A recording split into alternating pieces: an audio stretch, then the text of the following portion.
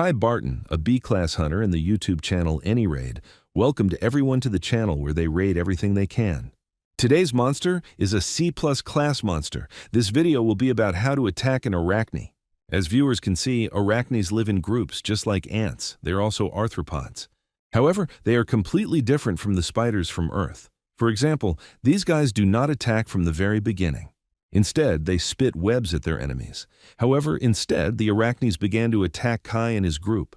The blogger quickly started to fight back. He says that everything didn't go according to plan and let the cameraman cut it out later. Meet Ethan Carter, who is responsible for filming and editing on the AnyRaid channel. The original fighting style of the arachne is not direct attacks, but hunting. That's why they first spit webs to entangle the enemy. And then they inject poison into the immobilized target, causing it to slowly resist. That's why they never rushed forward just like that. Kai yells at the bastard Ethan that they will talk later, but now he needs to deal with the monster. The blogger swung his sword, thereby cutting down the spiders. Kai asks Kai what the hell this is. The guy said that arachnes first spit out webs. It would be a last resort for an arachne to pounce on its prey like that. But what if the arachnes are already in a desperate situation where they have nothing to lose? Kai grabbed Ethan and asked if the guy was going to continue acting like he was innocent. The hero apologized timidly. But at that moment, Kai punched him in the stomach, saying that he almost died because of Ethan. The blogger demanded to collect better information. This is why without special features, you are useless. Let's talk about traits. Ethan is awakened, but the ability he received after awakening has no traits. She is completely useless in the work of hunters, since the hero really can't do anything. So Ethan chose this way to survive, to analyze monsters and teach hunters how to attack them. Kai is angry at this freak. He almost died because of this brat. If it weren't for him, the whole team would have died. But then the guys started pointing at something behind their boss. It turned out to be an elite monster. Kai told his entire group to run. Kai accidentally dropped his sword. Is he going to die at this rate? If he wants to escape from this place, he needs bait. So the guy grabbed the running Ethan and pushed him back. It was all because of his shitty information. So Kai said Ethan should take responsibility. Things are bad. The elite monster is getting closer. The hero's body does not obey him. Will he die?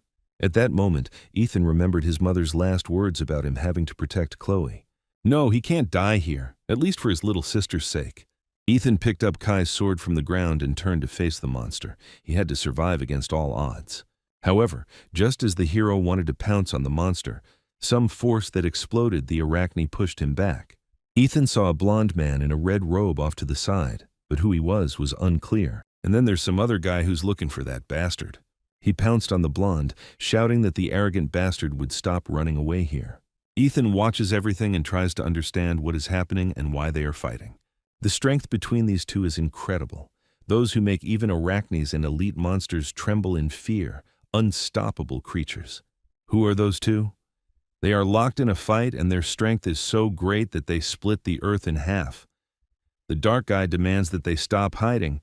He has had enough of this. But the blonde replies that, no, they have a long way to go until it's all over. So he wants to go to the end. Then, the dark guy also prepared his most powerful blow, and their magic collided face to face.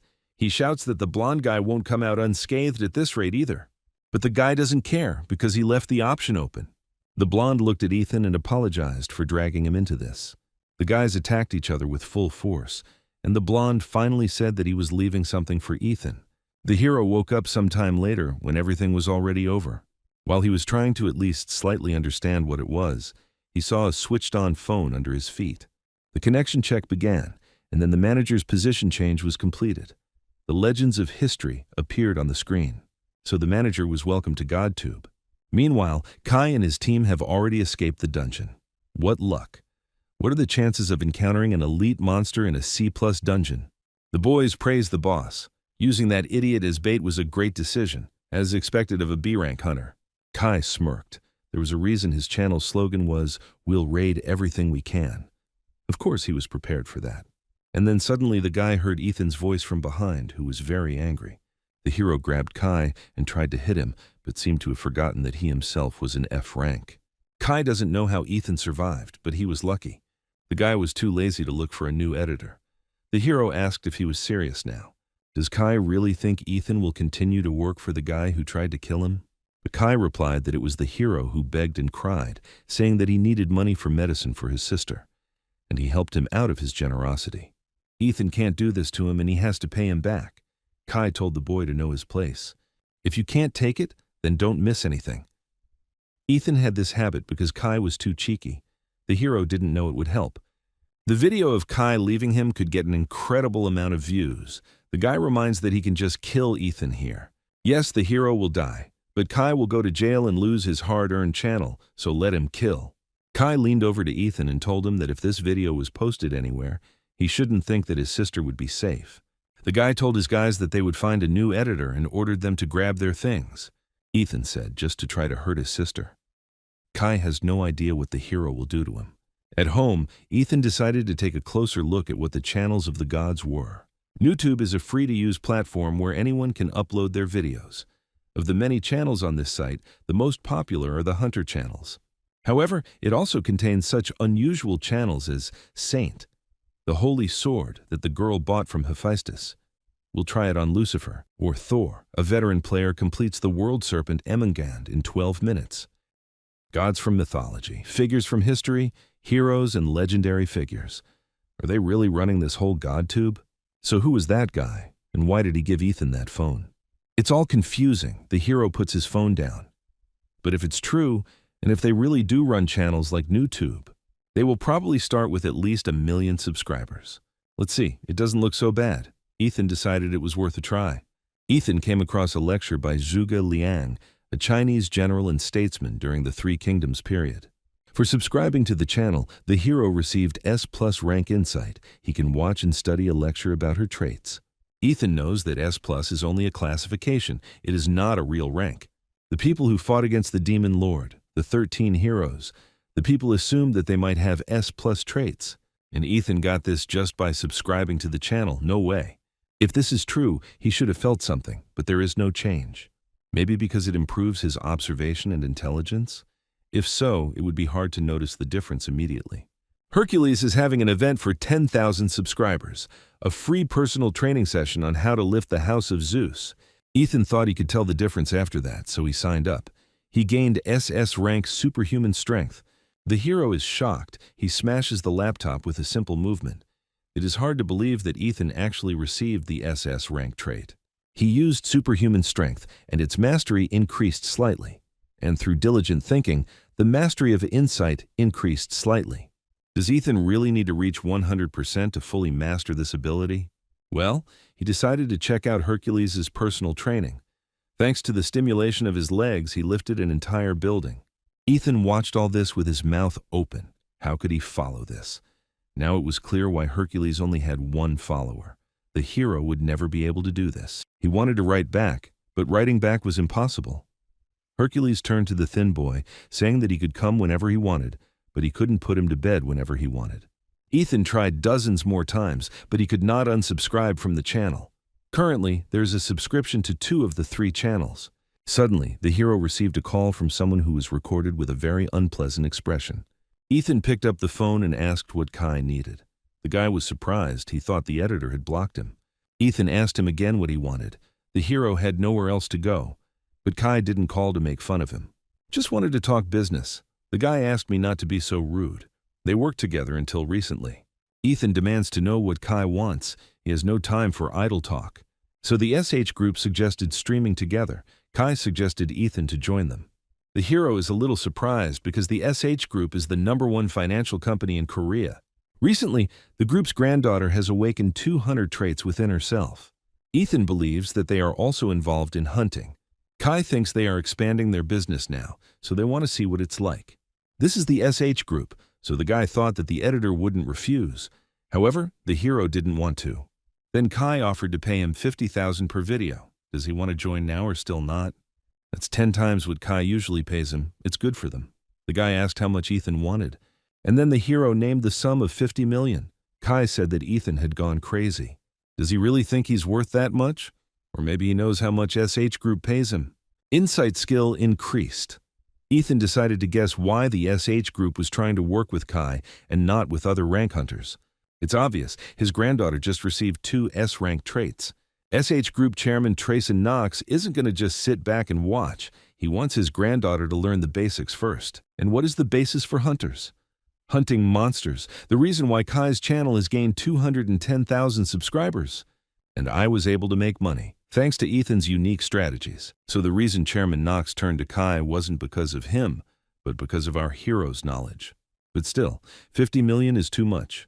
Ethan asked if Kai didn't want it. If he can't get a loan or credit, he goes and looks for someone else.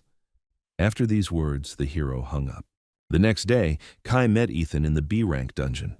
The hero asked when the blogger was going to transfer the rest of the money. Kai said he would send them as soon as it was all over. He asks when Stacy Knox will arrive. At that moment she appeared, introduced herself and offered to leave right away.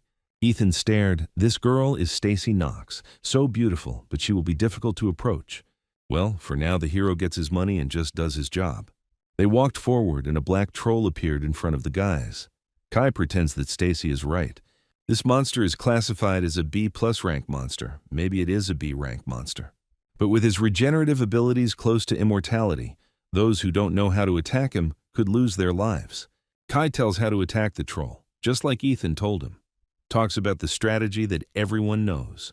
This is to tear apart the entire body of the black troll, destroy the heart, and cut off the head.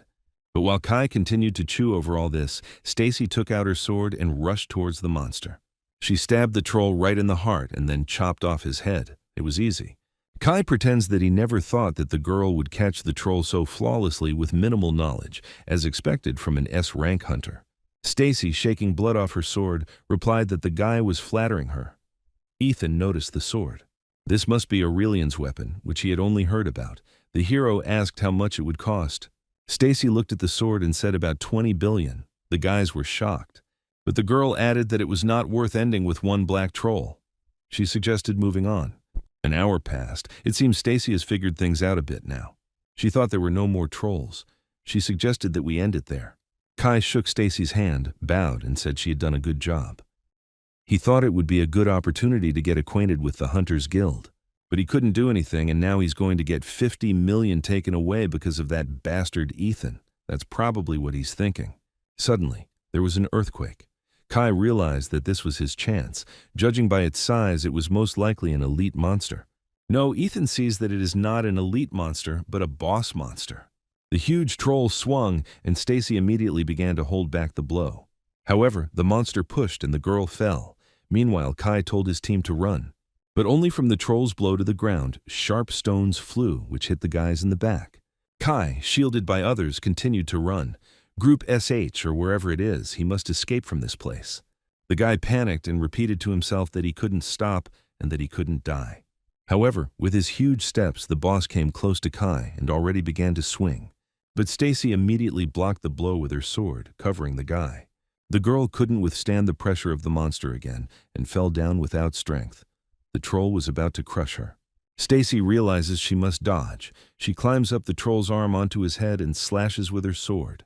The monster threw her off and began swinging again. Now the girl was a millimeter away from death. Ethan looks at all this and realizes that they can't win, even if it's Stacy. It doesn't matter that she is a hunter with 2 S-rank traits. She is just a newbie who lacks experience right now. There is no way to win. The only choice Ethan can make is to leave Stacy and run. Otherwise, he will die.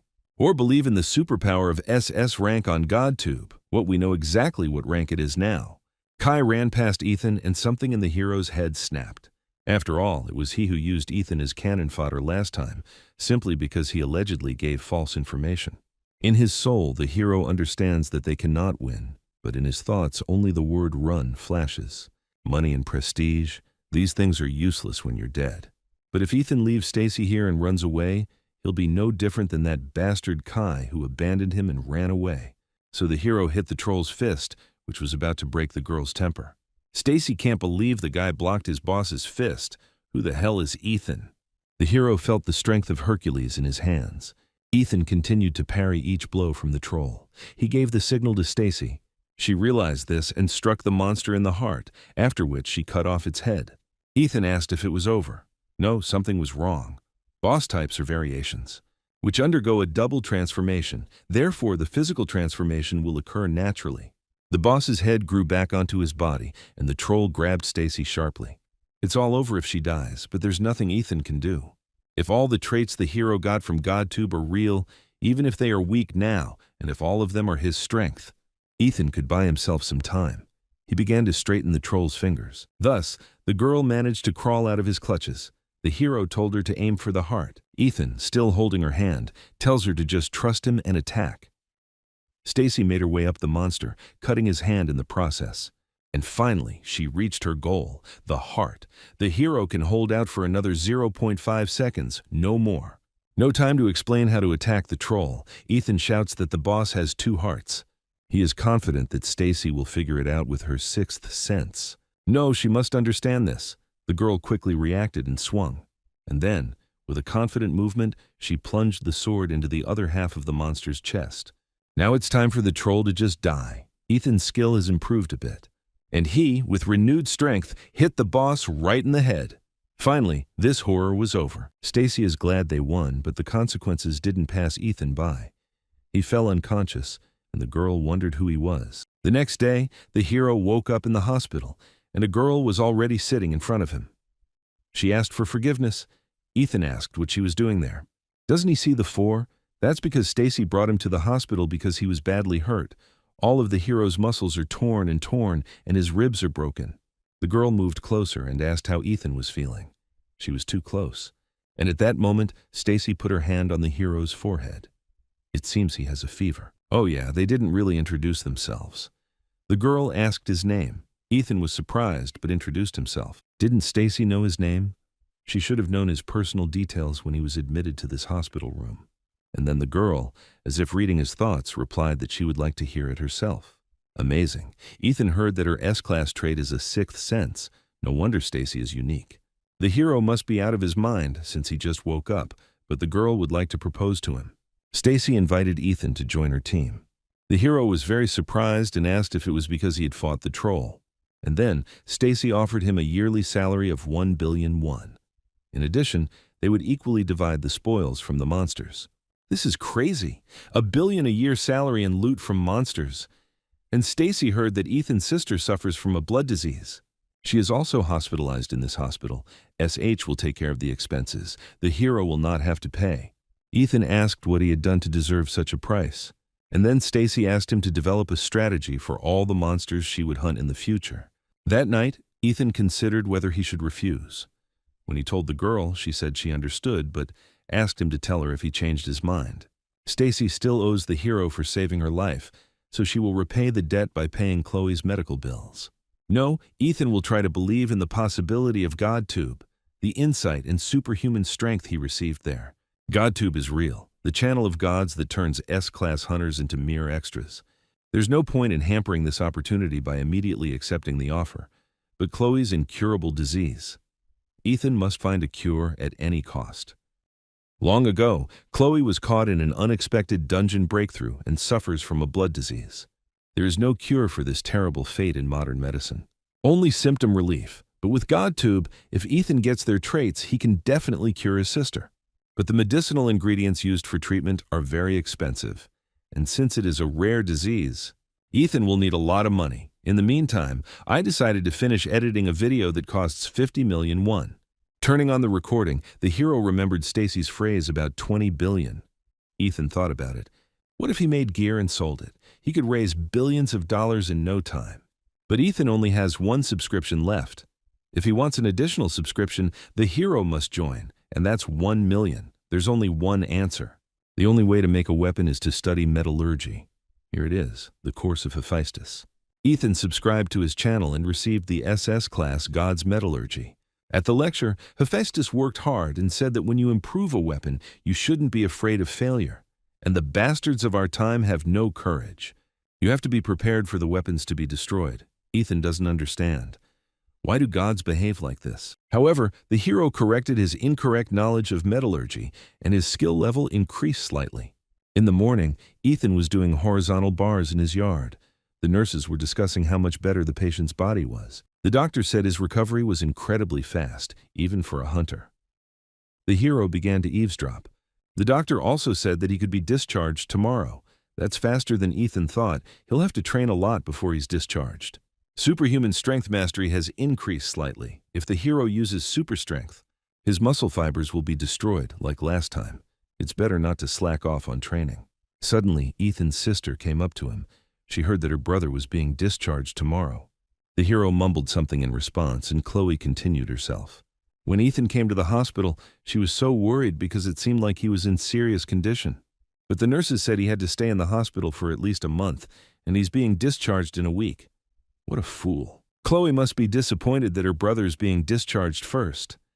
Ethan told her not to shirk treatment just because he's not around. She doesn't have to worry about money, at least not here. Chloe already knows that she's getting free treatment because of Sister Stacy's considerations. Ethan asked in surprise, but Stacy herself told Chloe to call her sister. She said that she doesn't have any younger siblings, but Chloe looks like one of them. Ethan didn't understand anything. He asked if his sister had ever met Stacy before. Chloe replied that of course her sister sometimes comes to visit. The hero was surprised. Why hadn't he seen her? My sister replied that Stacy sometimes comes by when Ethan is training and asks if he's okay before she leaves. Wow. Someone who must be very busy due to the hunter's activities came to visit the hero. Maybe she still wants to recruit him? Chloe excitedly asked if Stacy was doing this because she liked Ethan. No, he didn't think so. But the sister screams that the brother is so popular. The nurses always talk about him. Ethan asks to forget about it, stop saying useless things, and quickly go inside. He needs to go somewhere, namely to earn money. In the dungeon, Ethan looked around. Was it because this was his first time hunting monsters? Need to calm down. The hero heard F-rank goblins nearby. Ethan knew the goblins worked in groups, but there were still too many of them. As a result, the hero had no trouble tearing the monsters apart with just a simple movement of his hand. The goblin just exploded. Superhuman strength is greater than the hero thought. The other monsters looked at Ethan in fear, and he just waited for them to approach him. After the raid, the hero brought the goblin corpses to the forge owner and asked how much he could make from them. The owner of the Lucas family forge, Aiden Lucas, asks to do what? He asked Ethan to bring him ingredients, not scraps. Okay, while the blacksmith teaches the hero how to smelt it, the man said to follow him. The hammer is not only power. Aiden spent most of his youth studying metallurgy. And now, 20 years later, when he's already in his 40s, now he is a talented and passionate awakened with A-rank agility.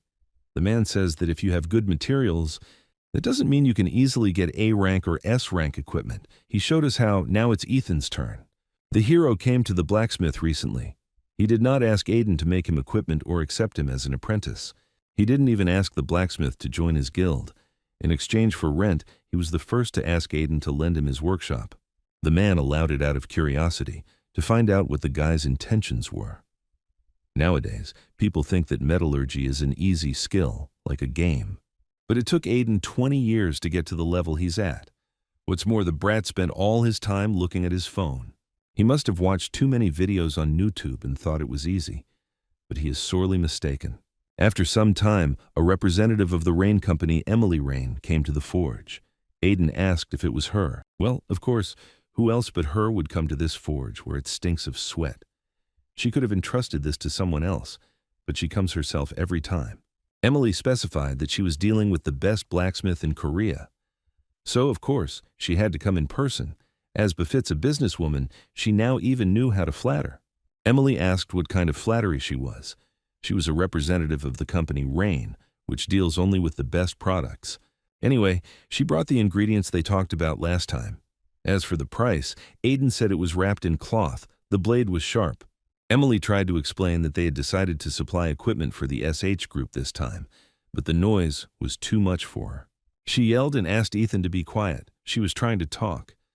Emily wondered what this idiot was doing. The girl looked closely at the blade and asked if Aiden really called it a weapon. The blacksmith asked what she thought. The blade was dull and the shape was rough. Emily asked how anyone could use it. And then Aiden asked in response what the girl would say if it was made of goblin and kobold skeletons. Emily was surprised. Moreover, the material was in worse condition. And it was the man who picked up a hammer for the first time today. Emily wondered if Aiden had taken on an apprenticeship. Well, the man tried to make such an offer. I remember the moment when Ethan first arrived. The sight of our hero's work was too incredible to say that it was the first time he had held a hammer. Either way, Aiden had never seen anyone make weapons out of that material. However, Ethan refused the offer to accept him as an apprentice. Emily became interested. Meanwhile, our hero has finished the weapon. Metallurgy mastery has increased. Even though he managed to do it, Ethan doesn't know how to sell it. Suddenly, a girl came up to him and asked if he was thinking of selling the sword. She extended her hand and introduced herself. The Rain Company, Ethan had heard of it before. A company that specializes in the hunting business. And she considers trust and reliability as her core value. As a result, she is quite famous in the hunting industry. Emily said they only work with the best products in Korea. So if Ethan is thinking about selling, she would like to buy. The hero asked how much the girl could give him, and she said 1,000,000 won per piece. Then, after making a deal with Emily, Ethan started making weapons like crazy. One day, Emily came to the forge and was simply beaming with happiness. Their company officially signed a contract with the SH Group.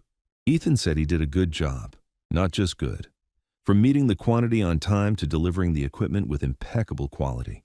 If it weren't for our hero, Rain would be in big trouble, all thanks to Mr. Carter. Emily says if he needs something, just say so. She'll do whatever it takes to get it for him. Oh yeah, the girl asked Ethan to check his account. The hero looked in surprise and saw the figure 200,801. This was less than he expected. Emily was shocked. What, 2,800? She asks to check again. And then Ethan just lost his mind when he saw the amount of 280 million. And at that moment, he became a slave to money. Later, the hero sat and meditated on the amounts on his screen. He can subscribe to a subscription to GodTube to spoil Chloe. Hua Tuo, the legendary physician of ancient China, the divine physician. Hippocrates, the ancient healer who is called the father of medicine. Or Ho Zhang, the best doctor who created the concept of oriental medicine.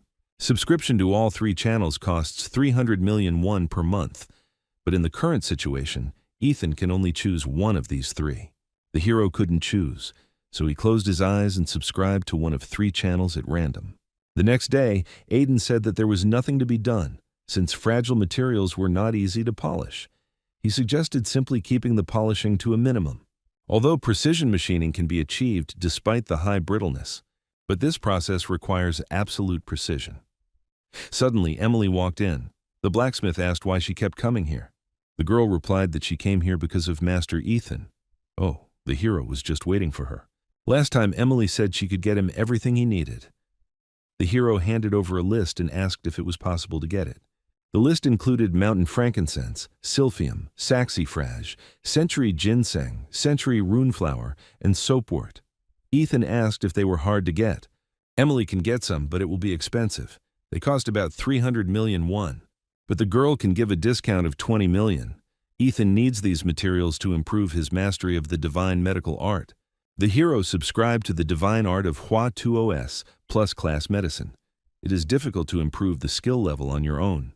Because these are medicinal herbs that Ethan doesn't know how to get and doesn't know if they're for sale. If it weren't for Ms. Rain, he probably would never have gotten them.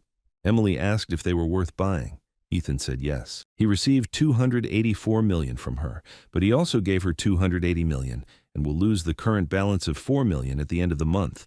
The subscription is 100 million won. With a subscription due at the end of the month, Ethan needs to make more money now. But even if he earns more by making gear, how can he make hundreds of millions? And then the hero remembered NewTube. The guy on the subway, as always, had nothing to watch. But suddenly, he saw a channel of a world conqueror with a hippopotamus strategy. The guy pressed and saw our hero in a hippo costume. Ethan asked if the audience knew that hippos are not water horses. The guy wonders what's wrong with this blogger. What kind of hippopotamus cosplay is that? So the monsters that viewers see now are called hippodons in Korea, or hippopotamuses in other countries. They look like a hippopotamus. The character for a horse is used to represent a hippopotamus, but hippos do not belong to the horse family.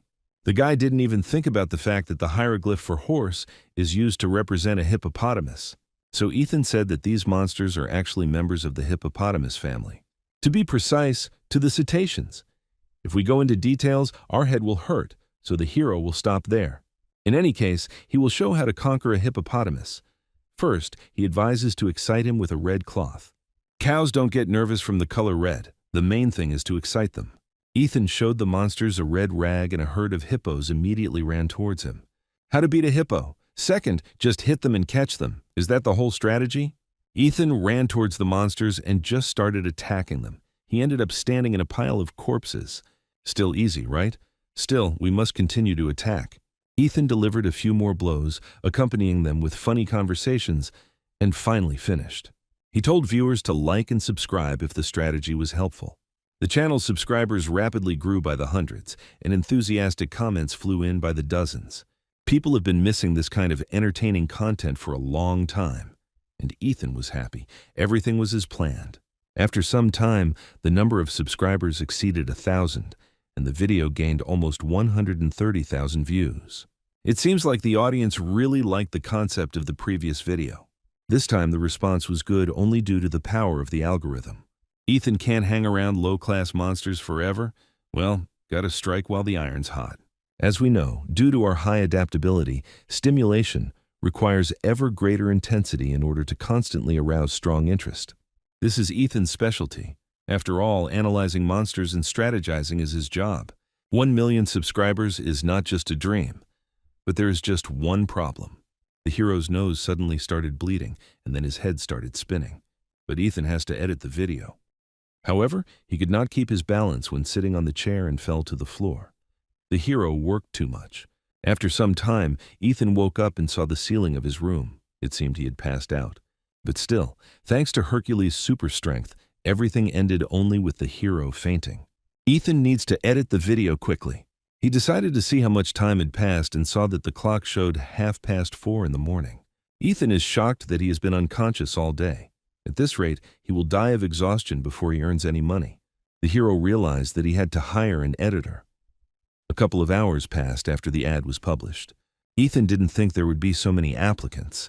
Maybe it's because of the high salary. The application is as hot as an idol audition. Basic salary is 3,000,000 won plus additional incentives depending on the number of views.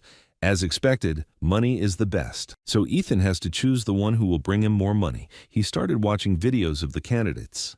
The sound effects in this video are appropriate and have a sense of humor. The editing skills are also better than the hero. But Ethan doesn't understand why this candidate still hasn't come. He definitely said his name was Tracy Jace. The hero made an appointment with the guy for 1 o'clock in the afternoon at a cafe, and the guy just replied, "Okay." Not only the name, but also the way he speaks. Isn't he a middle-aged man? Even better, he might be experienced. Ethan wrote to the candidate and asked where he was, but he doesn't read the message. Is he really in a hurry here? Did the hero decide to wait a little longer at first? And then I couldn't take it anymore. What a bastard. And suddenly a man flies in, apologizing for being late. The girl is here for an interview with the editor. She came up to the hero and asked if he was Ethan Carter. The hero was shocked by the name Tracy. He thought it was a man. In any case, Ethan asked why she was late and did not even read the message. Tracy replied that she had been up late editing a video and had forgotten to pack a lunchbox for her little brother's picnic. And she couldn't read the message because she was running here. She edited the video attached to her application. So Tracy edited the video Ethan provided in just 1 day. The girl clarified that actually it wasn't a day, but about 3 o'clock. The hero suddenly fell silent.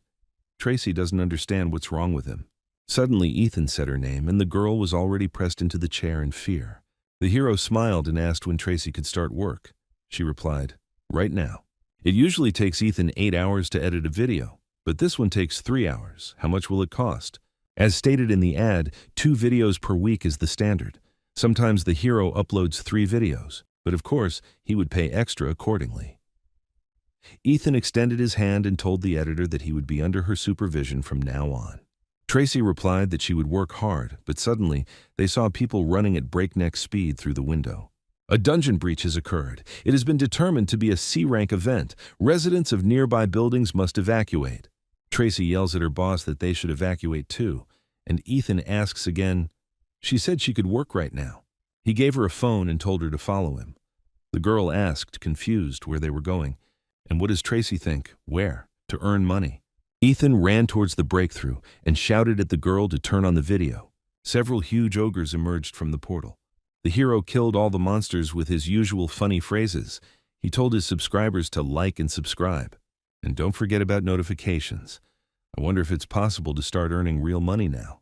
The security services tried to disperse the people, But when they raised their heads, they were shocked. There was an unknown guy standing on a mountain of monster corpses. Ethan looked at the camera again and said to like and subscribe. Tracy is at home watching the video again. She doesn't understand what the hell it is and why he's popular. People write to see how stunned the dispersed guards are. But is it really possible to smash a C-rank orc's head in like that, with bare hands? Tracy made Edith a video of Ethan, but she just doesn't get it. But she knows one thing for sure. Her boss is a real noob psycho. Will the girl be able to succeed? Suddenly, the little ones ran up to Tracy shouting that the chicken was so delicious they left some for her too. The boy and girl started arguing over food. Tracy smiled and made everything clear to herself. We need to work hard, at least for the sake of her younger brothers and sisters. Ethan finished the gear he made from the orc jester he salvaged from the dungeon.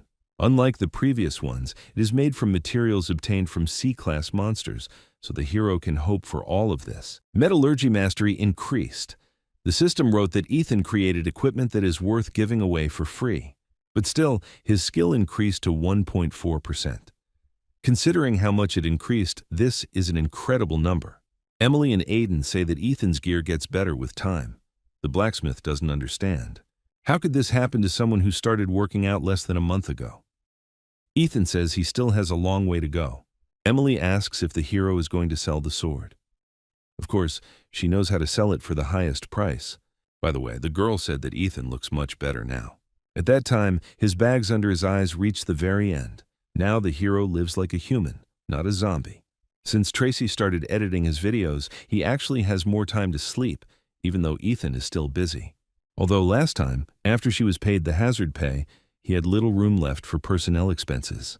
Still, helping to film a video isn't an editor's job, so Ethan really should pay Tracy that much. The hero has no complaints about her editing skills, since she tries so hard. Ethan is very grateful to her. Oh yeah, he asked Miss Rain what was going on with the medicinal herbs he asked for last time. Of course, the girl got everything. This was Ethan's first request. The hero was shocked that she had already succeeded. It was incredible. Of course, Emily Products sells only the best goods from Korea. And what does this have to do with it? Ethan asked how much it was from him. The girl started counting.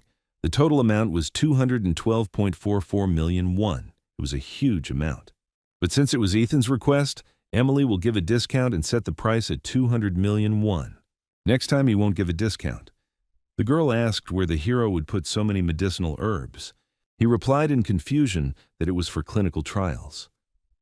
After that, Ethan began to listen to the lecture of the miraculous healer Hua Tuo. Herbal medicine refers to purified natural medicines obtained from animal, plant, or mineral sources. Its forms are mainly divided into decoctions, powders, tablets, creams. These are the most common forms.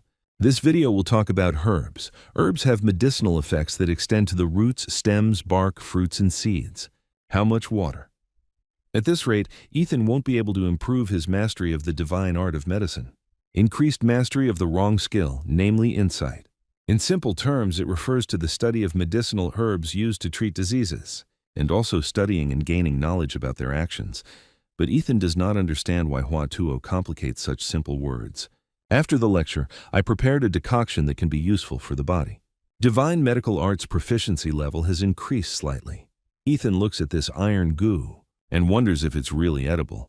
Saying that it can be good for the body, doesn't that mean it can be harmful? It's worth a try. It's just a potion brewed with a skill. It can't kill the hero. However, after taking a sip, Ethan fell to the ground, spilling everything. He cried for the money he paid for the herbs. Suddenly, a notification came on my phone. The hero consumed a decoction that could be useful for his body. Superpower mastery increased slightly. Ethan was surprised. It hadn't even been 3 seconds. He thought maybe he should lick the potion off the floor. Later, the hero went to the dungeon. Vampire bats are E+ rank monsters from the bat family. There are a few reasons why Ethan came here. First, to make a video about our bats rats. Secondly, get loot to craft gear. And finally, study the vampire bat disease. Since they live in small groups of at least several dozen, if not hundreds of individuals, all sorts of diseases live among them. But it is interesting that bats themselves are not susceptible to diseases. If they carry diseases, possibly related to blood diseases, finding out why they are also resistant to them may provide clues to treating Chloe's blood disorder. It won't be easy, but with the divine art of medicine, it will be possible. Ethan senses something. These aren't bats. These are someone's tracks. Ethan looked down and saw those same people.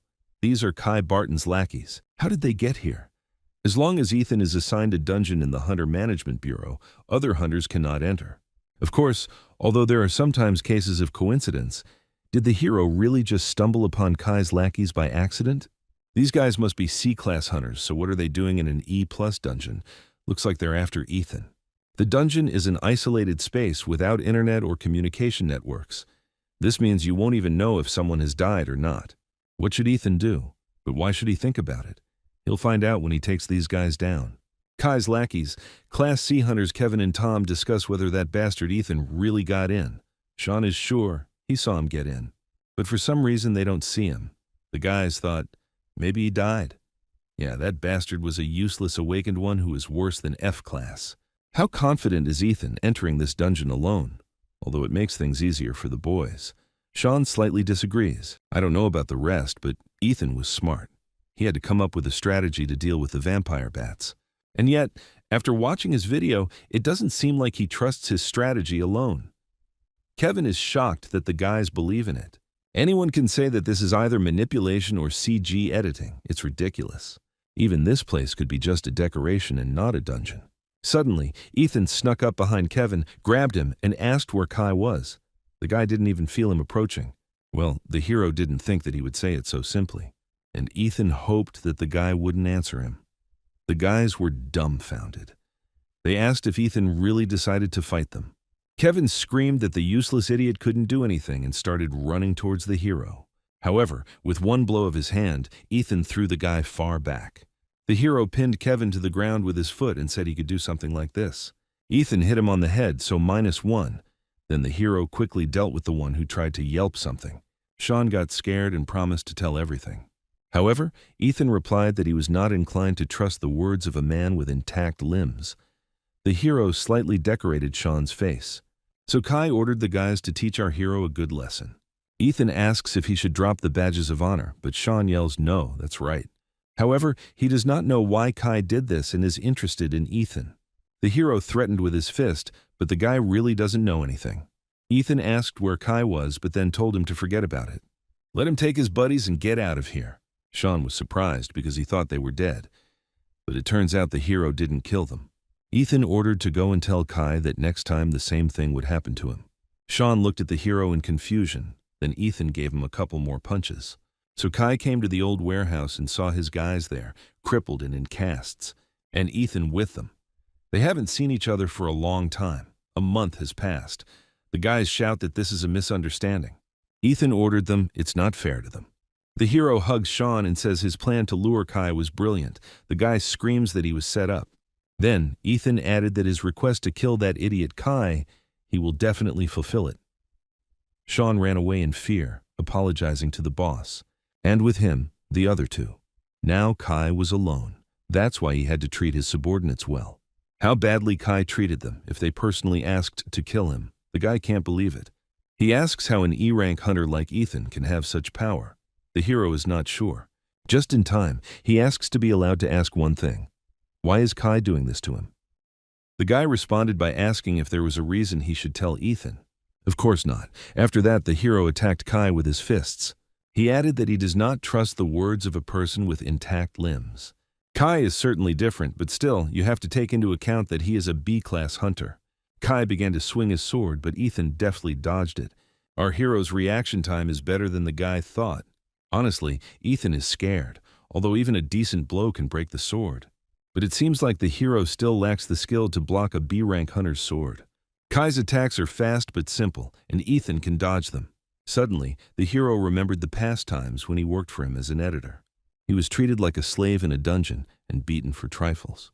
Ethan has captured Kai hunting monsters countless times on camera. He has watched it hundreds of times. While editing his video all this time, the hero constantly analyzed his habits, inclinations, and behavior.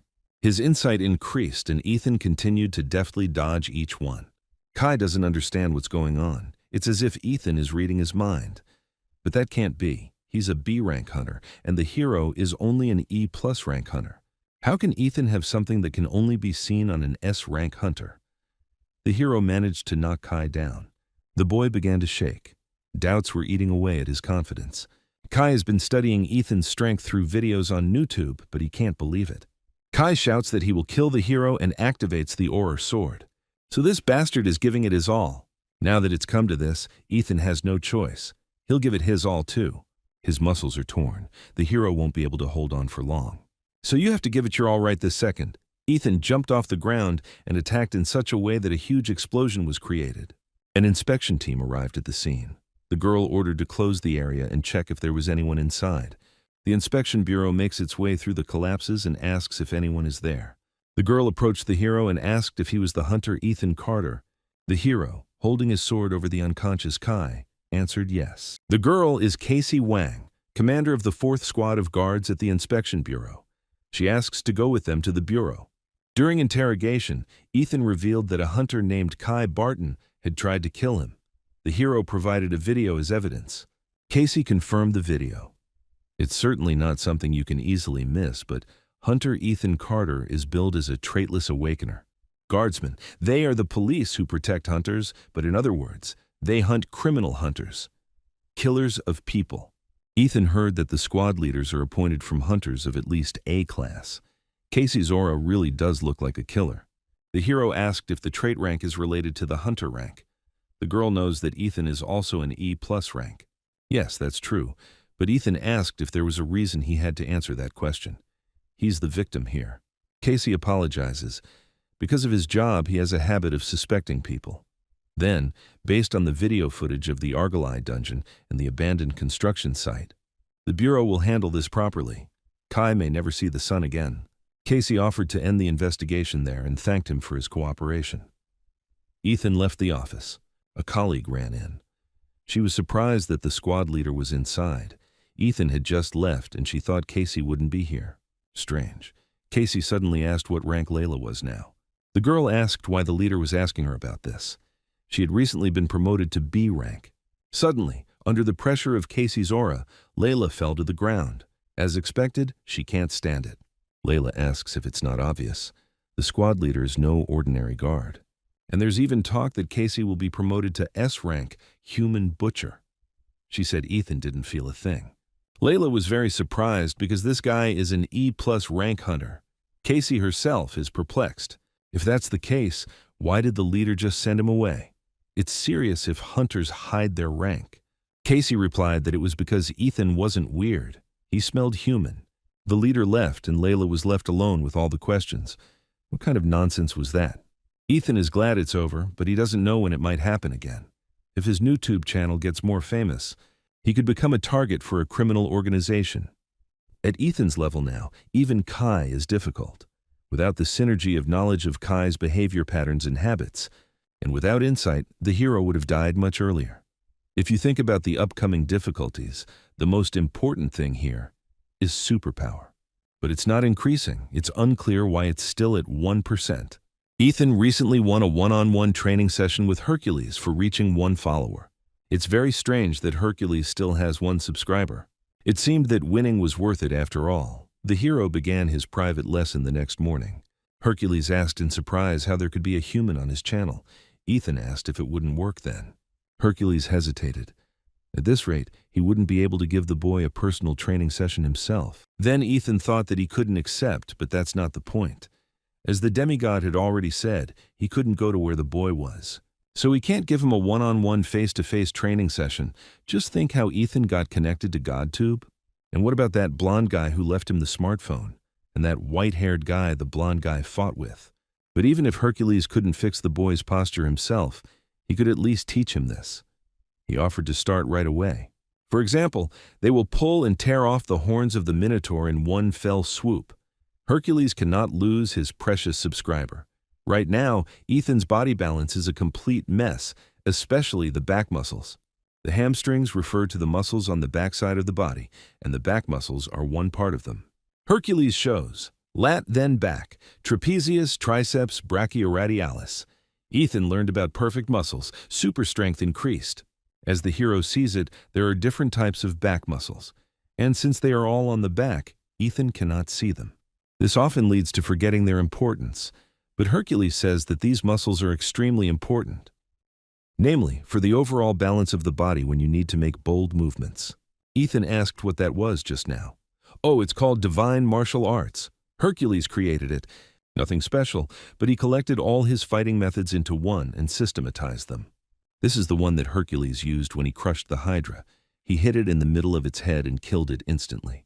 In any case, the muscles of the back of the body are also important in these techniques. The lower body is the pillar that supports everything. Hercules asked what would happen if the pillars fell while the building was being built. Ethan replied that the building would, of course, collapse. True, the same thing happens with the body. Hercules broke the earth with his foot. Ethan mastered the physical science of super strength. In this, the demigod will tell about the method of exercises that is suitable for the hero, so he said to watch and repeat. The basics of breathing are to exhale when you leave the ground. This point is much more normal than Ethan thought.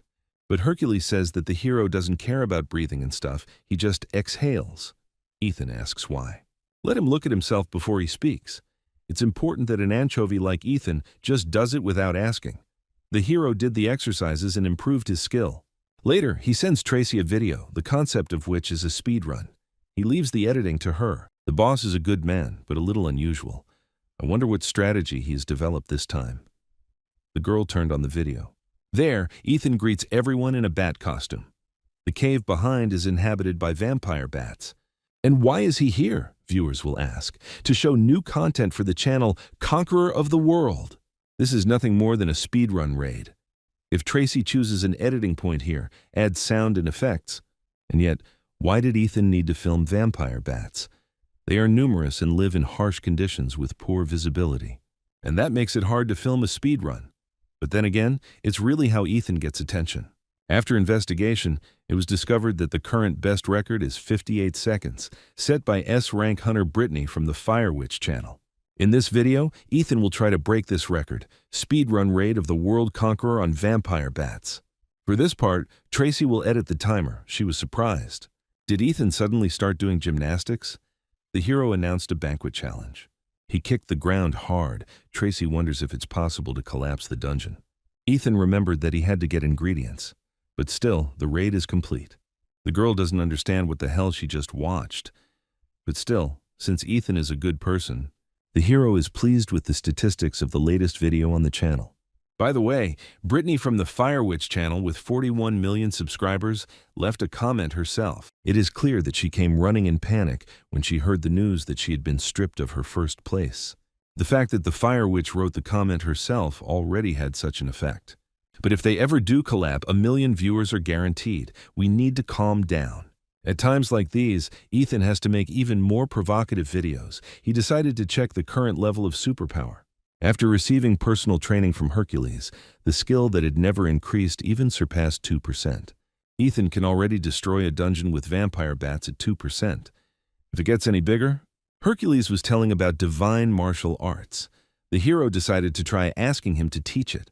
However, the demigod refused. Ethan offered to teach him during individual training, but still no. The hero reminded him that he had won.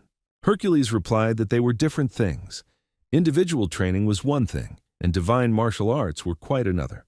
Even the names are different. Moreover, for an anchovy like Ethan, building muscle is not the only problem. Because divine martial arts is a method that Hercules created to match his strength. Without the superpower he uses, the guy can't use them. But Ethan uses his superpower. Hercules indignantly asked if he was really using his superpower.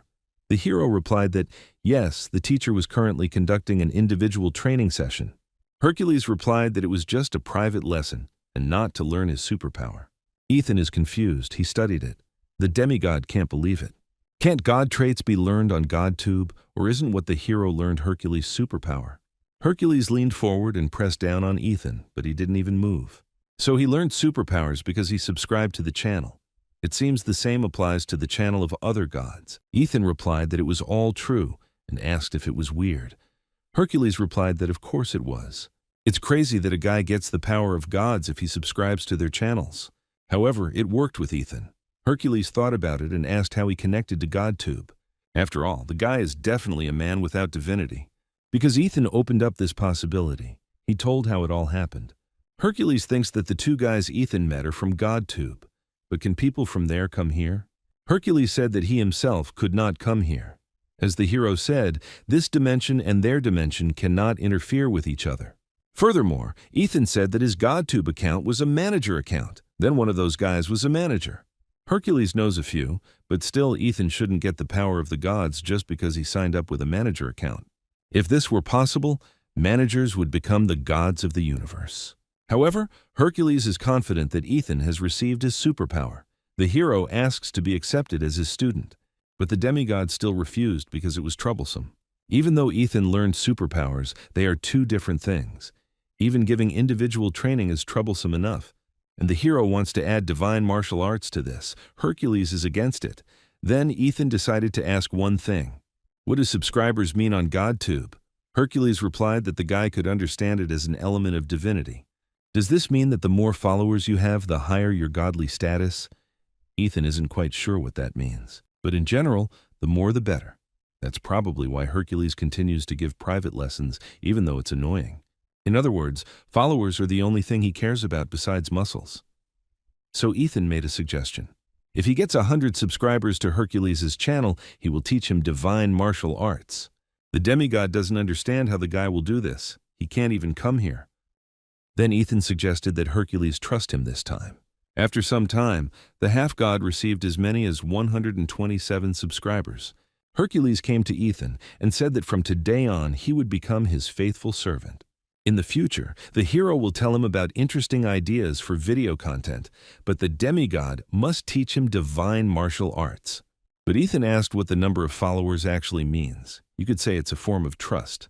Divine status is formed through the trust of others. Therefore, the more people know about the gods, the stronger they become. It's complicated. As Ethan discovered, godhood increases as your followers increase. In any case, Hercules will teach him martial arts, and before that he asked him to speak calmly, like before. Then Hercules suggested to begin. So the first thing Ethan must do to learn martial arts, to be precise, the muscles that need to be trained first are none other than the muscles of the brain. In any case, demonstration is better than explanation. Suddenly, Ethan's head started to throb really badly. What's going on? The hero can't see Hercules move in any frame. And then there's this crazy feeling of pressure. So Ethan learned divine martial arts. The mastery of superpower has increased by more than 1%, although before it had practically not increased. Moreover, SSS rank. As Ethan himself sees, he can't handle it. Hercules says this cautiously, but maybe the hero's soul level is still insufficient. If he uses martial arts in this state, his mind will be destroyed first. He must develop his brain muscles first. In other words, what Hercules meant by brain muscles is the soul level. More intuitively, mental strength. So Ethan needs a strong psyche to cope with divine martial arts. Hercules could have just said it from the start. The hero asked if he could learn it. The demigod hesitated. Normally this would be impossible, but perhaps if it was Ethan, it was possible. And all because he can obtain the power of the gods. That is, it is desirable to obtain the power of gods who specialize in mental power, one that can support the extraordinary strength of Hercules. There are different ones, Jesus Buddha, but Hercules recommends the channel of Master Conf. He means Confucius. Ethan is shocked.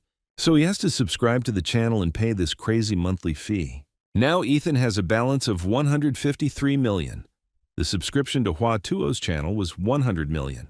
That's a whole billion a month. Well, at that rate, it's absurdly unprofitable. Is it worth it? Ethan doesn't know if this is really right. Emily came to the forge happily. She brought the ogre tendon that the hero wanted. Ethan asked how much, almost with tears in his eyes. Emily replied that it was exactly 113 million. Ethan bitterly transferred the money to her. But he asked what he was going to use the tendon for. The hero replied that he was going to make equipment this time. The ogre is an A+ rank monster, so Ethan can't hunt it himself yet.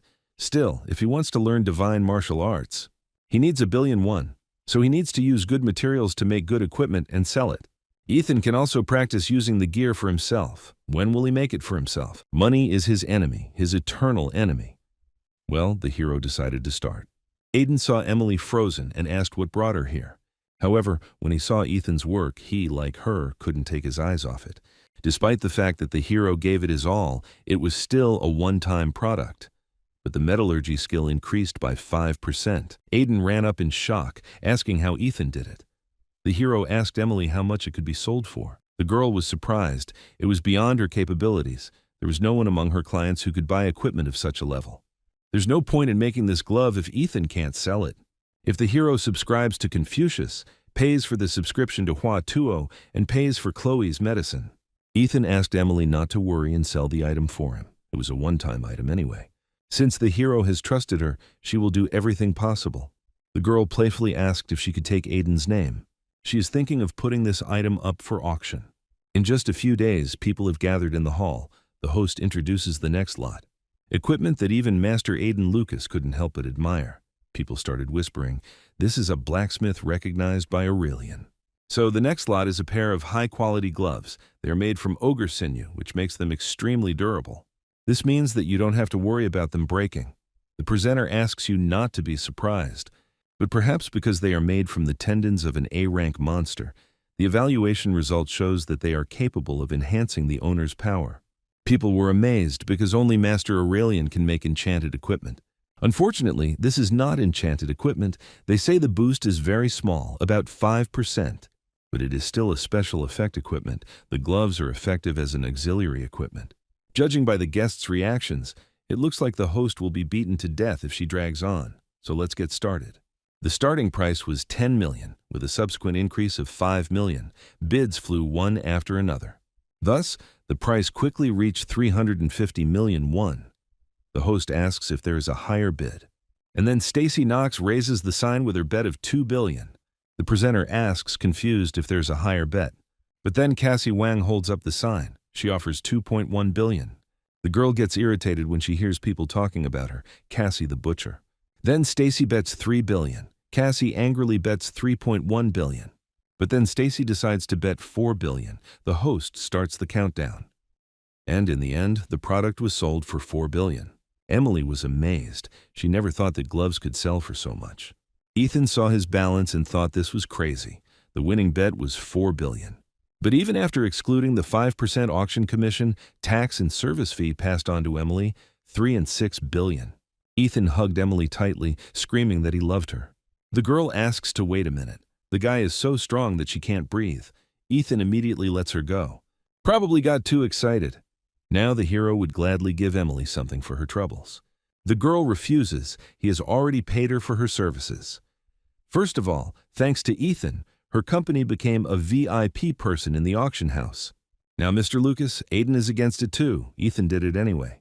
Then, the hero will teach him to beat the Allegro rhythm, which he recently learned in the Hephaestus video. There is also a 4-beat rhythm. Ethan subscribed to Confucius's channel. If he wants to learn divine martial arts, he must subscribe.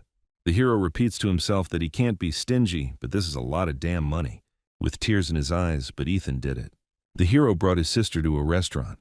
Chloe says that this place is expensive. She doesn't have to eat there. Ethan said they should try something like this at least once in their lives. 600,000 won per person. Who cares when the hero still has 2.6 billion in his account? Now the channel subscriptions will be 1.1 billion. Ethan needs to stop thinking about this. He thinks he'll just watch GodTube until the food arrives. Having entered Confucius's channel, the hero saw that he had 34,000 subscribers. That's a lot.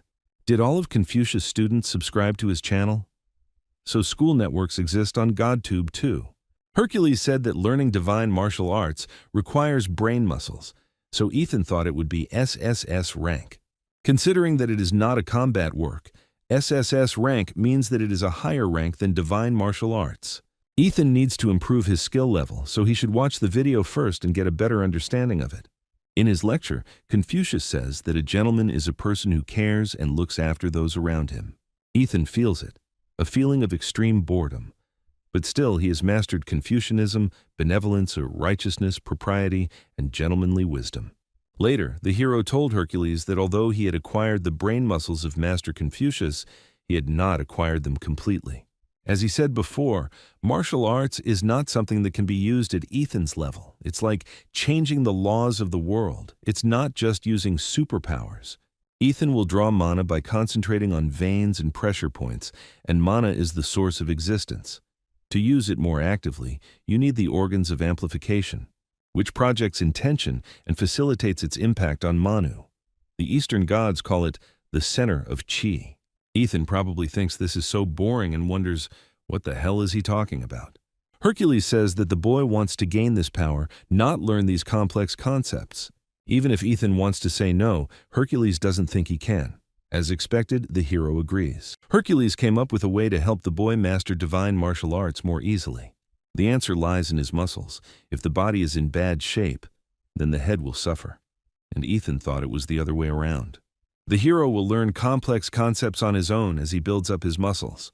Hercules said to leave the knowledge that causes headaches to your muscles. At the SH Group headquarters, Stacy met her grandfather. He heard that she had bought equipment this time. Yes, the girl was very pleased, even though it cost $4 billion, although it cannot be compared with the sword of Master Aurelian. But it's a great piece of equipment to have around. Stacy feels like her skills have been taken to a whole new level. Well, Trayson is glad to hear it. If his granddaughter needs anything, he asks her to tell him. Stacy thanked. Thinks they can start raiding S-rank dungeon. And Ethan was desperate. He couldn't even keep track. Divine martial arts. He had yet to learn them properly. The hero can't level up like that. Can he even? He turned on the lecture. Confucius was asked if there was a way to not lose a fight that could never be won. The master replied that there was. We must never end this fight, Ethan thought. Hercules was once a man. He is a hero who surpassed a god in human form. Wouldn't Hercules have made an effort? Wouldn't he have struggled? Wouldn't he be disappointed? Divine martial arts are a power that makes one doubt that a human can achieve it. It's not just the art of fighting. Ethan is not talented, so what he needs now is endless effort. The hero concentrated. An unbending will permeates his body. Confucius's level of skill is rising. Ethan looked up and saw that he had punched a hole in the ground and trees. He had mastered the divine martial art. It looks like the hero needs to find a private training center. He has no idea how much money it would take to pay compensation for this. Later, Ethan sent Tracy the same video of the vampire bat as last time. Firewitch broke the boss's record on her channel and took first place again. An incredible record of 11 seconds. The attack was over as quickly as it had begun. And yet, the fact that Ethan had made a video with the same concept. Tracy opened it. The hero in the witch costume introduced himself as always. He heard that not long ago a new record was set on the Firewitch channel. 11 seconds is a truly incredible record, so today, Ethan will try to beat Miss Brittany. Now he'll show you how to do it. The audience is probably wondering why he suddenly targeted her. If Ethan actually tries to target her, he'll probably get fried. There's no way he's going to do that unprepared. So today the hero will tell the strategy how to defeat Miss Brittany, who took first place. Now, enough of this silly talk. Let's get started. Ethan kicked his leg and the video cut off. Tracy turned on the second one. He kicked the ground and it broke. Oh, now that the hero thinks about it, he could have trained in the dungeon. Tracy wonders what she's looking at. She was shocked that the video was 4 seconds long. Thanks to the divine martial art, the number of views and comments increased dramatically. At this rate, earning hundreds of millions will no longer be a dream. By the way, people are writing that Stacy failed the raid in the dungeon. However, when Ethan started reading the comments, she realized that these were just rumors. But the hero found articles about it and opened them to check. Reporters surrounded Stacy, asking what the future of the SH group was after they failed the S-rank dungeon raid. Fortunately, there were no casualties, but the SH group had recently invested heavily in the hunting industry and was dreaming of entering the market. But this incident put an end to that. But what does this have to do with Ethan? He doesn't have time to worry about Stacy because he's busy with his own things. He decided to figure it out himself. On the top floor of the headquarters, Stacy met her aunt. Principal Lunanox says they haven't seen each other in a while and asks how Stacy is. The woman asked if the girl was returning after meeting with the chairman. Stacy said yes. Luna must have come to see him too. The chairman called a meeting of the executives. The company is in total disarray. Not only have their stock prices plummeted, but investments are being withdrawn as well. But Luna reassures Stacy that it's not her fault. It's their fault for expecting too much. Luna said that the girl could go, otherwise she would run into her brothers. Meanwhile, Ethan brought his sister his bitter concoction. But still, his skills in the art of medicine are constantly growing. This is more edible than last time. After studying the gentleman's mind, all the characteristics began to improve. Not only martial arts, but also super strength, insight, and divine metallurgy. Insight has increased the most because it is linked to all the other stats. The skill Gentleman's Mind is not rank SSS for nothing. Chloe's complexion is definitely improving. It's effective. If Ethan continues to perfect the art of medicine, he is confident that he can cure Chloe's illness. The problem is money. To pay for a monthly subscription to Hua Tuo and Confucius, the 1.7 billion that the hero has now is far from enough. It would be great if he could sell this concoction, but medicinal drugs cannot be sold thoughtlessly without special medical certification. Ethan thought he'd have to ask Ms. Rain. Suddenly, someone knocked. The man asked if this was the residence of Mr. Ethan Carter. He is the personal secretary of Mrs. Stacy Knox, Logan Starr. The man said that the young lady wanted to go through the dungeon again. That is, she wants to go through the dungeon again, and she needs Ethan's help. Stacy asks to think of a strategy. More importantly, the hero asked what happened in the dungeon. Logan apologized, but he himself did not hear the details. Stacy only said that Ethan's help was absolutely necessary. The young lady wanted to come in person, but since many are watching her, she asks to forgive her and at least talk to her. Ethan smells it, the sweet smell of NewTube and millions of views. Stacy was working out in the headquarters gym. The hero saw that she was wearing the gloves he had made. Logan said he would call her, but Ethan suggested they wait for now. Trance training. Training with this level of concentration can give a lot. The hero had a similar experience some time ago. Ethan may have to wait a little while, but Miss Knox may have an opportunity that doesn't come around often. The hero watches her. The girl's movements are definitely not systematic. Maybe because Ethan's understanding has improved after learning the skills. What Stacy does is nothing more than random hand movements. Moreover, she has not learned how to wield a sword properly. One of Stacy's traits is her talent as an S-class swordsman, but she is overshadowed by her rudeness. It's as if she can use superpowers like Ethan. But Stacy has not learned the divine martial arts to systematically use this power. Swordsmanship based on brutality will eventually show its limitations. If Stacy learns proper martial arts, she can grow significantly. The only way for her to grow is to join the cult as a disciple. But why does Stacy need this? The SH group won't allow it anyway. Apparently a good past isn't always useful.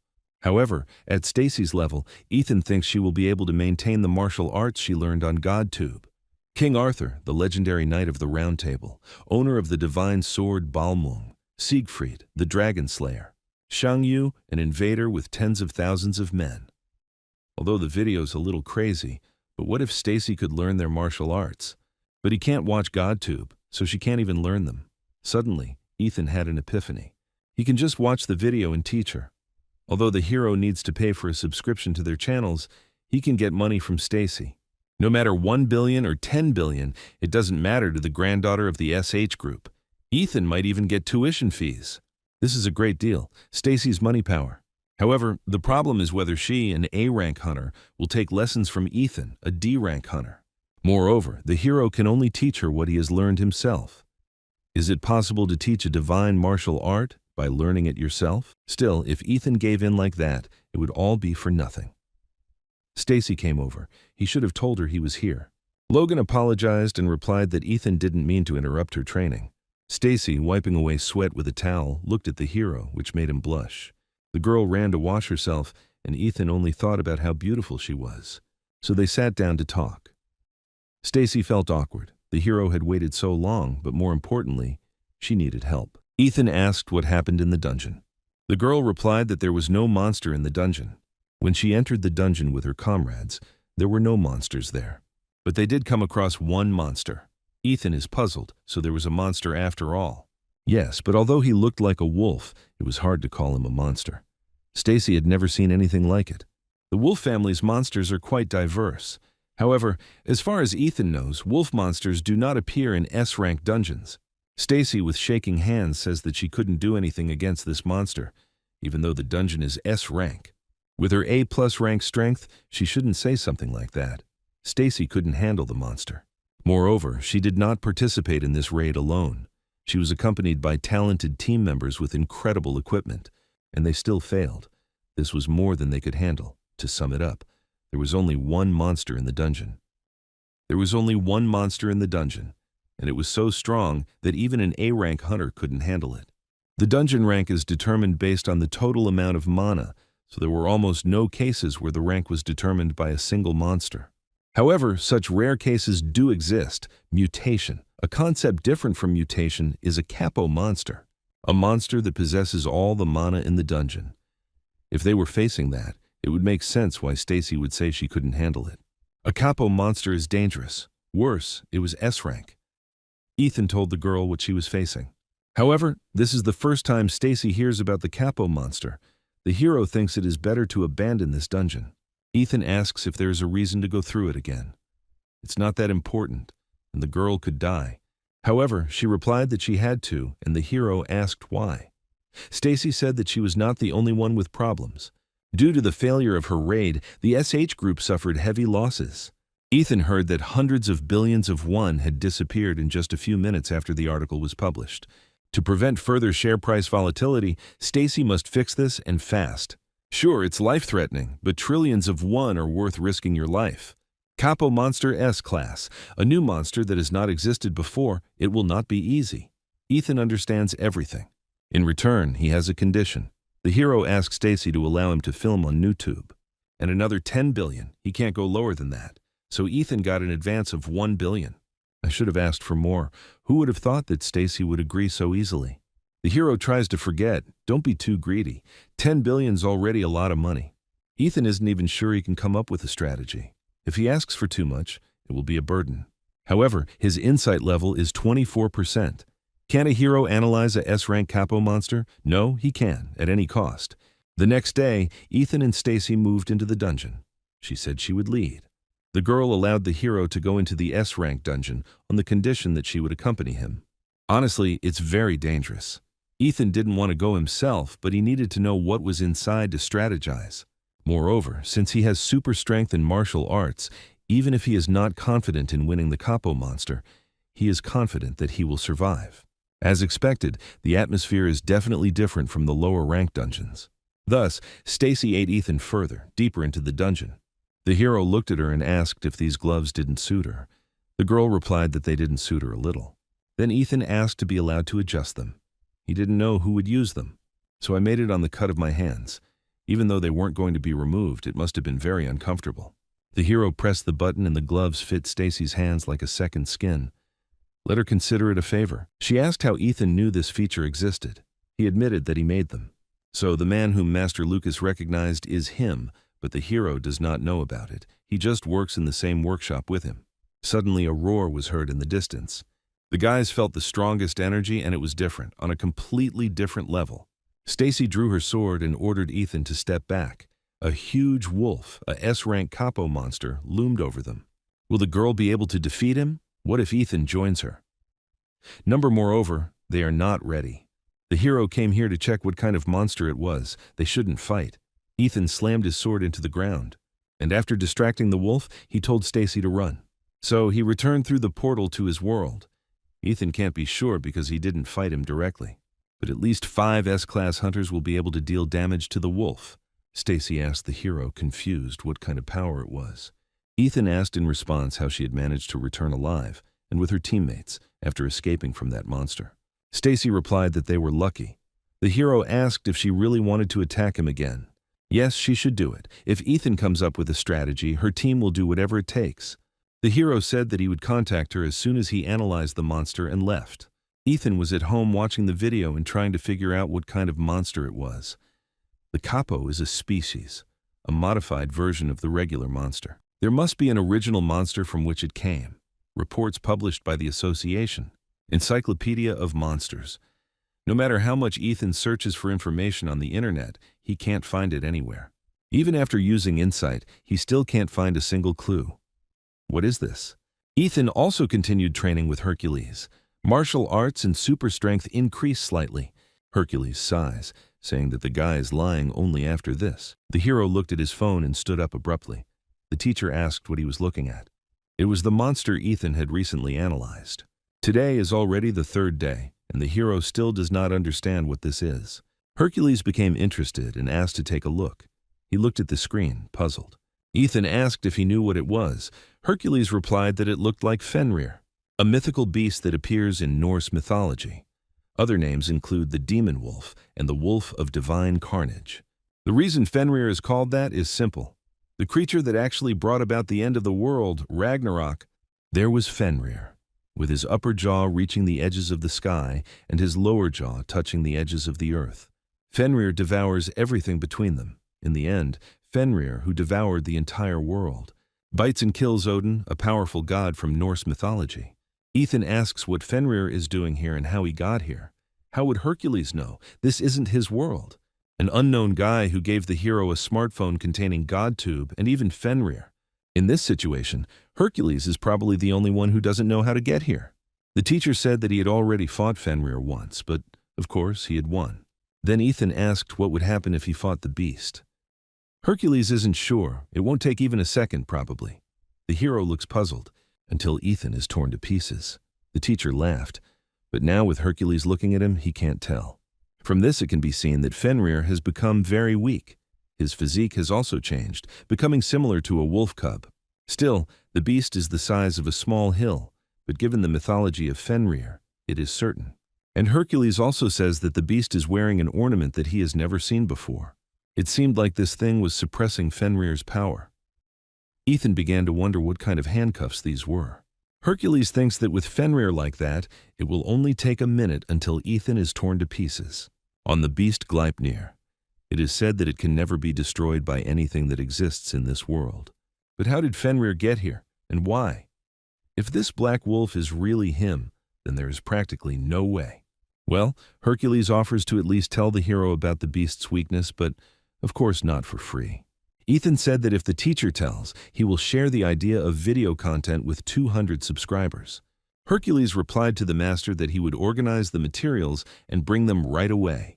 The office building next to the dungeon waiting area is in chaos, with people asking how determined Stacy is to go back and raid the dungeon again. She entered the team room. It seemed like everyone was here so they could head out. However, they were interrupted by the ridiculous screams of Ethan, who launched the video. The guys are perplexed. One of them said that Ethan is a YouTuber and his channel is called World Conqueror. Henry doesn't think this is a really famous channel and asks what such a psycho is doing here. They say he is the one who came up with the strategy for this dungeon, but no one knows about it. Only heard. Unconventional conditions for supporting team members, and they even dragged in a pathetic YouTuber. The guy decided that the team leader, Stacy, must be desperate. Okay? The white-haired guy asked Henry what he was going to do if it all ended. Henry asks him not to say such unpleasant things. Let him just prepare to enter the dungeon. The entire squad went down inside. And Ethan continues to tell his followers that they are in an S-rank dungeon. There's a lot of energy here. Henry doesn't understand how you can make a pathetic video at such an important moment. What if the Black Wolf notices? Suddenly, a strong pressure was felt. A pair of large red eyes were visible in front of the team. Stacy doesn't know if repeating the raid was the right decision. Would she really lead people to their deaths? Shouldn't she have asked an S-rank hunter for help? This raid is not easy.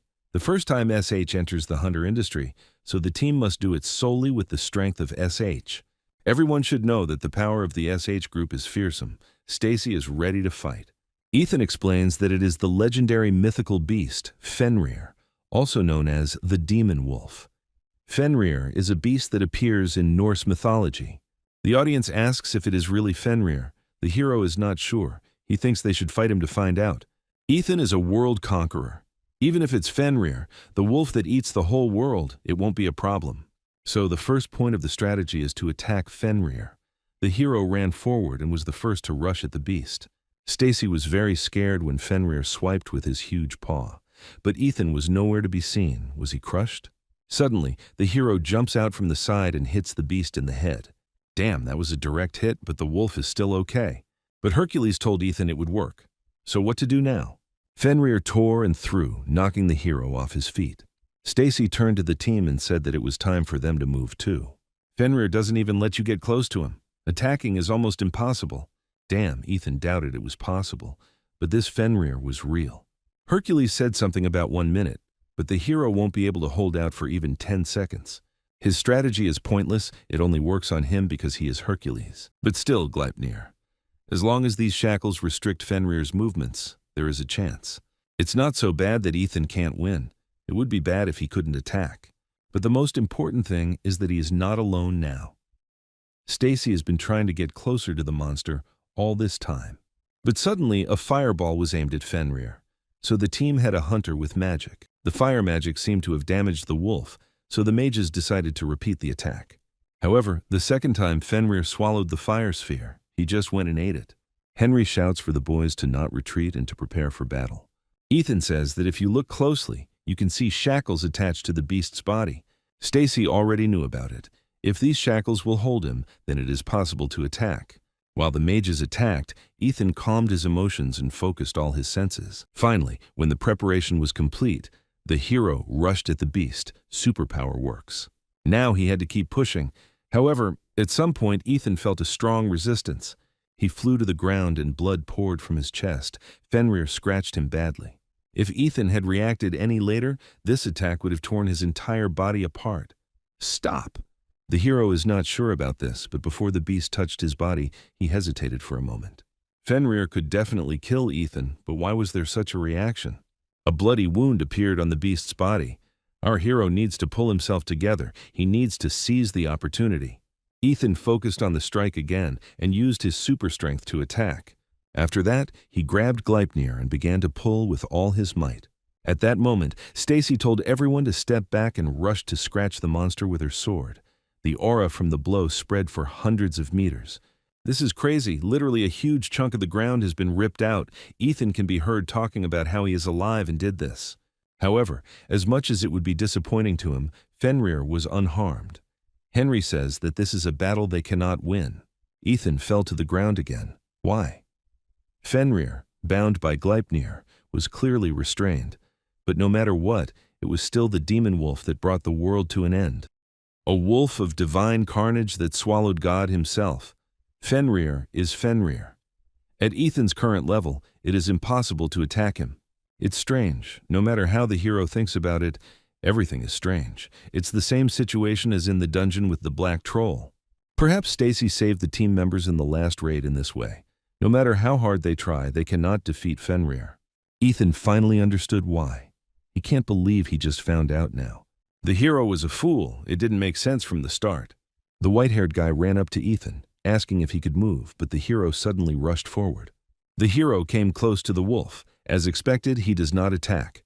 Fenrir just watches. Stacy screams that Ethan has gone crazy and demands to come back quickly. However, the hero continued to approach and think. It didn't make sense from the very beginning. I don't know about the S-Class Hunter group, but with the current group, attacking Fenrir from the start was stupid. There was no point in fighting him. That's why it was weird. Ethan asks why he didn't die. How did everyone come back alive? How has no one on the team died so far? It looks like Stacy hasn't figured out what's going on yet. No problem. Ethan will explain. If Fenrir wanted, he would have killed all the boys. No one in this place could return alive. Henry asks how they came back alive then. The hero answers that the wolf let them go. The reason why Stacy and her team were able to come back alive, why he didn't kill a single person. Fenrir tells them to run away because he doesn't want to hurt them. Of course, even Ethan finds this hard to believe. But if you think about it, Fenrir never attacked first. At some point, Fenrir destroyed Asgard. As soon as he was born, he was abandoned. Since birth, he struggled with hunger and loneliness, but he persevered, never giving up, and survived. Have rumors spread that Fenrir is alive? The gods of Asgard came to find him. They had heard that he was strong. The wolf did not even resist the gods' unexpected offer to put on and try to untie the rope. After all, it was like an invitation to play together for him, who had always been lonely. Fenrir felt like he finally had friends. The gods were amazed that the wolf had broken the rope that even Thor could not break. Fenrir was happy because he thought he had made friends with the gods, but they thought otherwise. The gods were afraid of the power that could lead to destruction. So they created Gleipnir to bind him forever and came to him again. Fenrir thought that something was wrong and suspected something was wrong. The god of war, Tyr, said that if the wolf could not free himself and the gods refused to let him go, he could bite off the god's left hand. The god Tyr personally came to Fenrir and swore an oath. The beast believed him. Tyr was the only god who came to Fenrir when everyone turned a blind eye to him. And he gave him food in the barren land where there was no food, because he was a friend. So Fenrir found himself bound by Gleipnir and could not free himself. As expected, the gods did not free him, and Tyr also turned a blind eye to him. As promised, Tyr stuck his left hand into Fenrir's mouth. But the wolf could not bite the hand of God. He did not want to. However, the gods, fearing Fenrir's power, even stuck a sword into his mouth and made it so that he could not close his mouth. Fenrir was to remain chained until Ragnarok came, still as alone as before, in endless pain. After Ragnarok, his madness took over the wolf, and in the end, Fenrir swallowed the entire world and tore the gods apart. And yet he won't be able to kill Tyr. And although the beast's mind was consumed by the madness of the destruction of the gods and the whole world, he did not forget Tyr, the only friend who returned to his abandoned self, the friend who gave food to his starving being. As always, Fenrir considered Tyr a friend. Perhaps it was naive and foolish of him.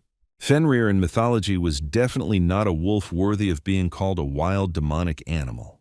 So Ethan says that Fenrir doesn't want to harm them. However, no one on the team wants to believe it. It's not surprising. Still, Stacy says they have to get rid of the beast. If they neglect the S-rank dungeon and a breakthrough occurs, there will be no turning back. Even if the dungeon is not destroyed, Fenrir will come out during the breakthrough.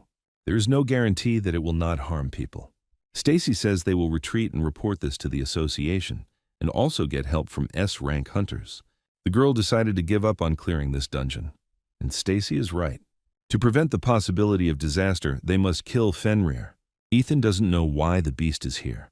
Could it be that he was abandoned again? In mythology, the end of the entire world, called Ragnarok, was cut off by Gleipnir. Fenrir was able to escape, but for some unknown reason he is again bound to Gleipnir. Perhaps Fenrir was thrown here again? This dungeon was used as a barrier to trap the beast, so that he could not escape to another place. As in the myth, Fenrir was abandoned as soon as he was born, so that he could die here a lonely death. This also explains why the dungeon rank was measured as S rank. Only the mana of the dungeon in which the beast was imprisoned was measured, and not the mana of Fenrir himself. The power to trap a weakened Fenrir was measured as S rank. Stacy suggests going back, but Ethan is hesitant.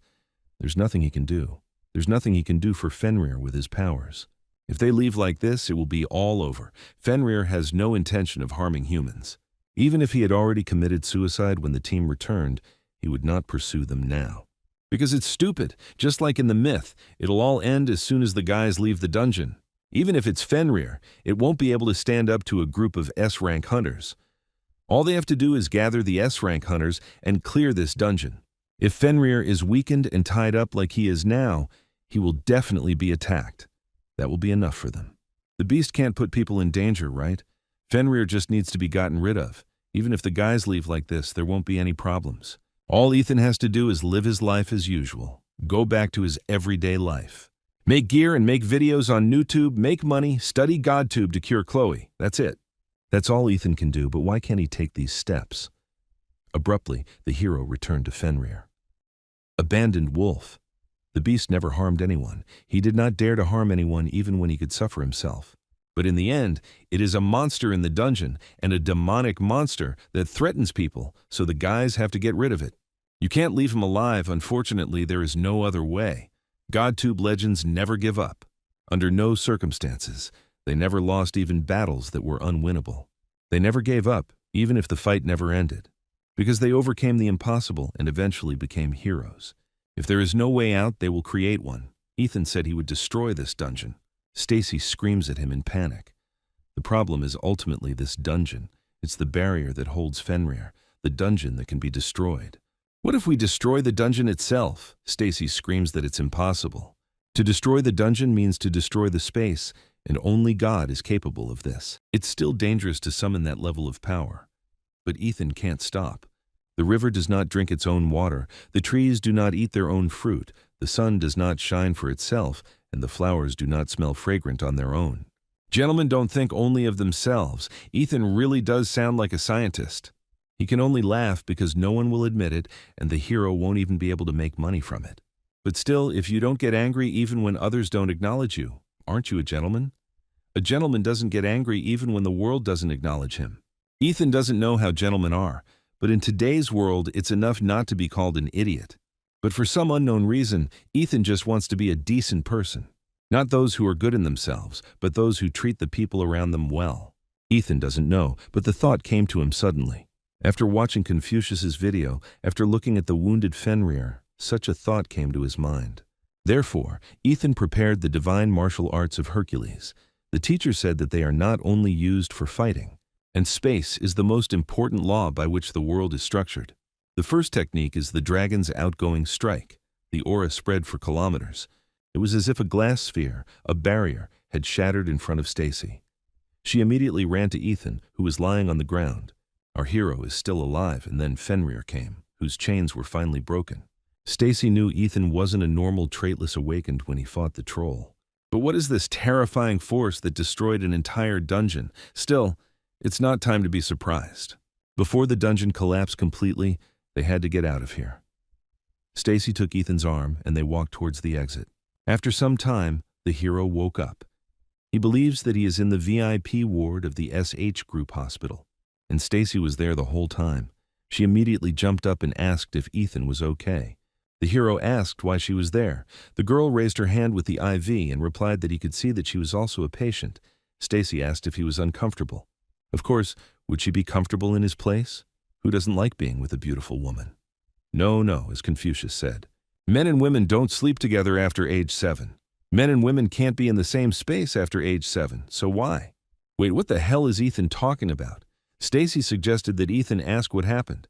Before the dungeon collapsed, she pulled him out after he lost consciousness. And after various procedures, Ethan woke up. The hero asked if he was right. He was taken aback when he saw Stacy's face. Doesn't she like it when you get to the point? As Ethan said, the dungeon was destroyed. As a result, it was considered cleared. This is good. By the way, the hero asked what happened to Fenrir. Stacy isn't too sure, but if he's talking about that wolf monster, she saw the beast leave somewhere at the end. With the dungeon that served as Fenny's prison destroyed, Ethan hopes he can return safely to the realm of the gods. For now, Stacy hasn't revealed what happened in the dungeon. She's also asked her comrades to keep their mouths shut. It was announced that they were the ones who conquered the dungeon, but if Ethan wants, they will fix it, meaning make it so that he was the one who cleared it. The hero suggested that it would be better to say that Miss Knox did it. The girl fell silent, and then asked if there was a reason why Ethan was hiding his power. The hero started joking, saying that this couldn't be true. If it were true, he wouldn't have created his channel on YouTube. Although Ethan has no intention of hiding his strength given the situation. Now it is necessary for the SH group to be known as the one who cleared the S-rank dungeon. Therefore, it will be said that Stacy was the one who conquered it. The girl must be doubting her own abilities, thinking about whether she can announce it, even though she doesn't have the skills to clear an S-rank dungeon. Ethan said that the dungeon this time was special, and Stacy was quite capable of clearing S-rank dungeons. The girl thought that the hero was trying to console her, but he was only stating the facts. Stacy smiled and thanked him. Well, enough about that. Ethan asked if there was anything else she wanted to say. Yes, that was exactly what she wanted to get to. Stacy asked if the hero would like to work with her. Later, Ethan looked at his phone and was shocked. All skills rose by some unimaginable numbers. Even divine martial arts increased by 9%. Not to mention 1.3%. Superpower only increases by 0.3 to 0.4% every day. And yet, it just increased by 13%. And the mastery of divine martial arts had only increased by 0.1% in the week before. Moreover, the gentleman's skill in insight and wisdom increased immediately for several years to come. Ethan wonders if it's because of the dragon's downward strike. Until now, his NutTube videos have only shown him clearing dungeons. But this time the hero destroyed the space and dimension of the dungeon, and therefore the dungeon itself was destroyed. And Ethan found himself in this state. Just like when he encountered the dark troll, he lost consciousness as soon as he used his power. Still, compared to his past, being able to use divine martial arts was already a huge improvement. When would Ethan be able to make him completely his? And yet he only wanted to try it once. Who would have thought that Stacy would agree right away? The girl left the hospital and asked Logan to take her to her grandfather. He thanked Stacy for her hard work on this raid. The chairman was very pleased. Logan asked what Ethan said, if he refused again. The girl answered that yes. The man asked what our hero said this time. Well, Ethan said something like gentlemen only get along with people, not with a group. On the other hand, insignificant people form gangs but do not get along with each other. That's why instead of being colleagues or teammates, the hero said that he likes to work together sometimes. Based on this, he asked if Stacy wanted to learn fencing. So he was going to be the one teaching her now? Logan admits that Ethan has exceptional abilities, but isn't he an awakened D-class? Stacy told him she wanted to try learning. Then the driver asked why they were going to the chairman now. The girl thinks she needs to pay for her education. Meanwhile, Ethan is still in the hospital. He sits in the yard and thinks about what is best. Heaven-destroying divine sword of King Shang-Yu. Dragon Slayer, Siegfried's dragon-slaying sword technique. Or the founder of the Wudong sect, Zhang Sanfeng's Taiji sword. These three techniques are probably the ones that suit Stacy the most. Among these three techniques, there should be one that she likes the most. You can show her all three techniques and let her choose. But it doesn't matter. Ethan will need to pay a subscription fee. In addition to the 10 billion won, he will also receive tuition fees every month. The hero decided to check his subscriptions but was very surprised. All of them cost not even 200 million, but 2 billion.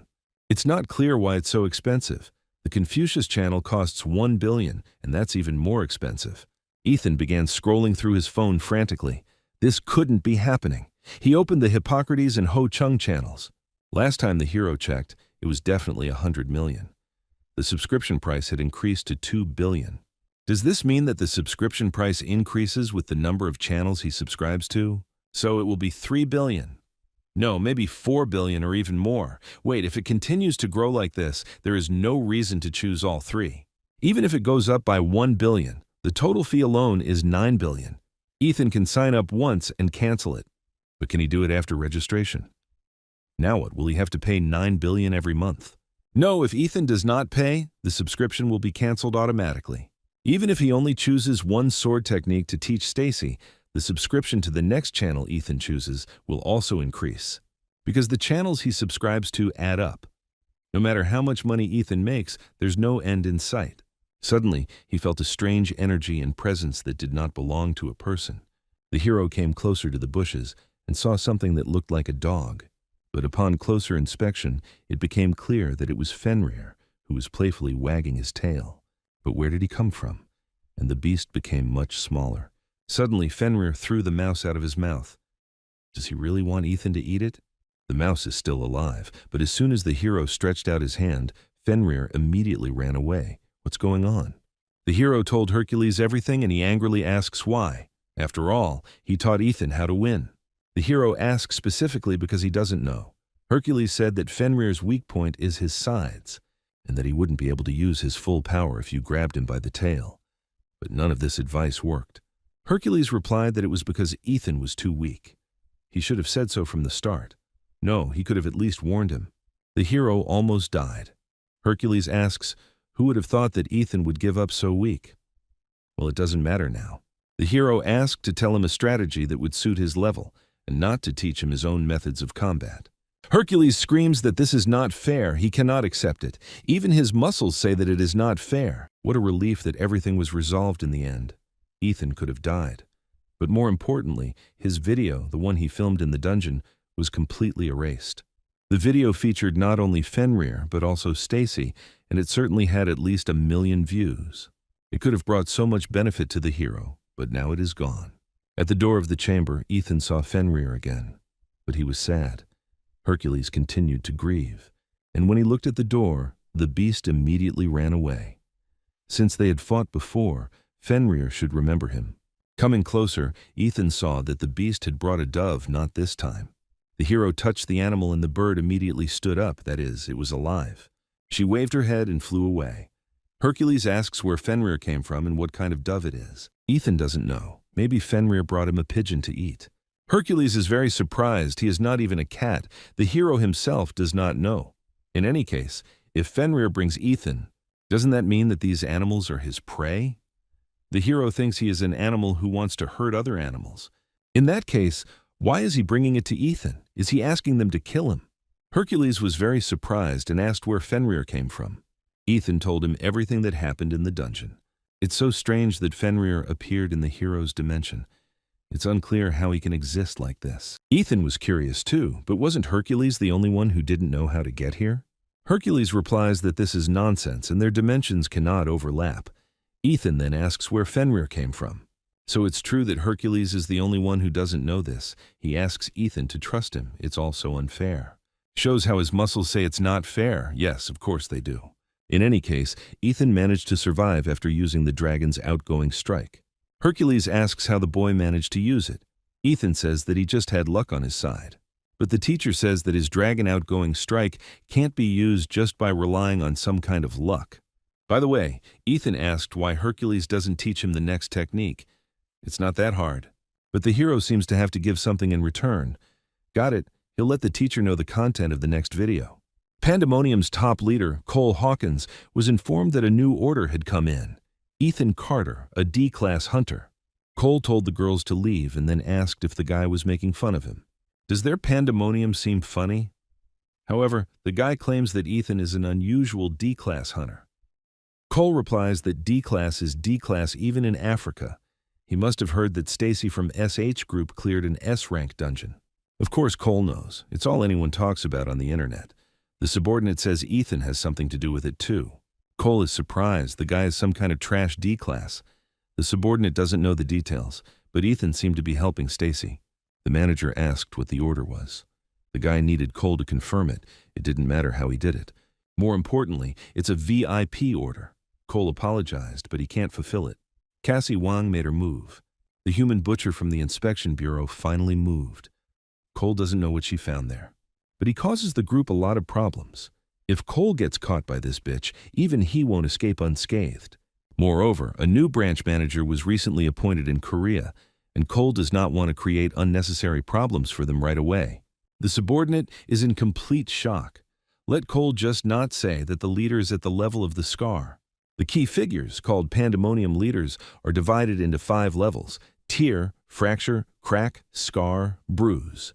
The leader of Pandemonium, whose identity is unknown, is said to have killed one of the 13 heroes, the Red Shadow. A scar-level leader would be someone who could survive working with the Red Shadow and walk away with nothing but scars. There is now such a manager working in Korea, but Cole asks not to tell anyone about it. The guy said they would help the group with the inspection bureau. They will also help Pandemonium gain a foothold in Korea. In other words, they will help the new branch manager establish himself in this position. Here's the deal. This is Cole's chance to win him over. So it wasn't just a VIP order, it was a super VIP. Cole asks what the conditions are. Just don't kill Ethan, Cole asked again. In other words, he's allowed to cut off his limbs? If you work with a sick person, the progress of skills, of course, slows down a lot, but at least the indicators increase. Suddenly, Fenrir came running again and brought a rabbit. It's not clear where he got it. Where can I get a video in the city? Several days had passed since then. Ethan thought that perhaps the beast would calm down soon. However, the gifts grew bigger and bigger. The next day, Fenrir brought a deer. And a day later, a whole eagle. How does he even catch them? What will happen next time? Will it bring a bear? And yes, the next morning, Ethan saw a huge bear under the door of his room. And Fenrir's eyes speak with hope that the hero will like it. It seems that Ethan needs to take special measures. A week later, he was already back home. His sister asked if Ethan was feeling well. The hero replied that he was fine and that it wasn't that serious a wound. If Stacy hadn't taken him to the hospital when he fainted, the hero might have died altogether. More importantly, how was Chloe feeling and whether she was taking her medication regularly? She couldn't have missed it just because Ethan wasn't around. My sister told me she doesn't do that anymore, and she took herbal remedies without fail. Chloe just thinks about them and her stomach starts to hurt. It seems she is still having a hard time. The hero will need to increase his level of divine healing techniques. By the way, Ethan wanted to ask Chloe if she liked puppies. His sister was delighted to see a puppy on the doorstep. She immediately went to hug him, saying how cute he was. The hero got scared and told her to be careful. Chloe asked in surprise why, and Ethan said that he might bite. His sister doesn't believe him. Who the dog might hurt with his teeth. She doesn't know yet. If Fenrir bites, the world will come to a standstill. Chloe asked to name the dog if Ethan hadn't given him a name yet. The girl suggested the name Chernish. The hero hesitated and the sister thought that he didn't like it. Does Chloe even have any idea what kind of names to give? The sister asked the dog if he liked Chernish, and he wagged his tail. Ethan is completely confused. It seems that Fenrir has already learned the techniques of survival in the human world. Then they decided to call the dog Chernish. Well, probably, since Fenrir is so happy, Chloe gave him a good name. In the gym of the SH Hunters Guild headquarters, Ethan met with Stacy. First, they will sign a contract as she promised. After deducting the deposit, it comes to 9 billion. They immediately arrive to the hero's account. There are a whopping 10.6 billion won on the balance sheet. Everything is boiling inside. A family of 4 can live for 277 years on this money. Stacy also wants to discuss the cost of that lecture Ethan mentioned last time after she saw his swordsmanship. Yes, the hero will show it live and they will make a decision. In fact, he was not sure how much he should ask for it, and he does not even know how much Stacy wants to pay. So it would be better if she decided everything on her own. Then Ethan asked for 1 training sword. There are only 3 sword techniques he will demonstrate now. He chose the ones that will suit Stacy. But it's quite difficult for him to choose one. So he asks the girl to tell him which one she likes best. Ethan thought about joining their membership program, but it's too expensive. And the longer you're in, the more you pay. The hero came here only after watching their trailer and is not sure that he will be able to show it off well. So the first style of swordsmanship is called the divine sword that splits the heavens.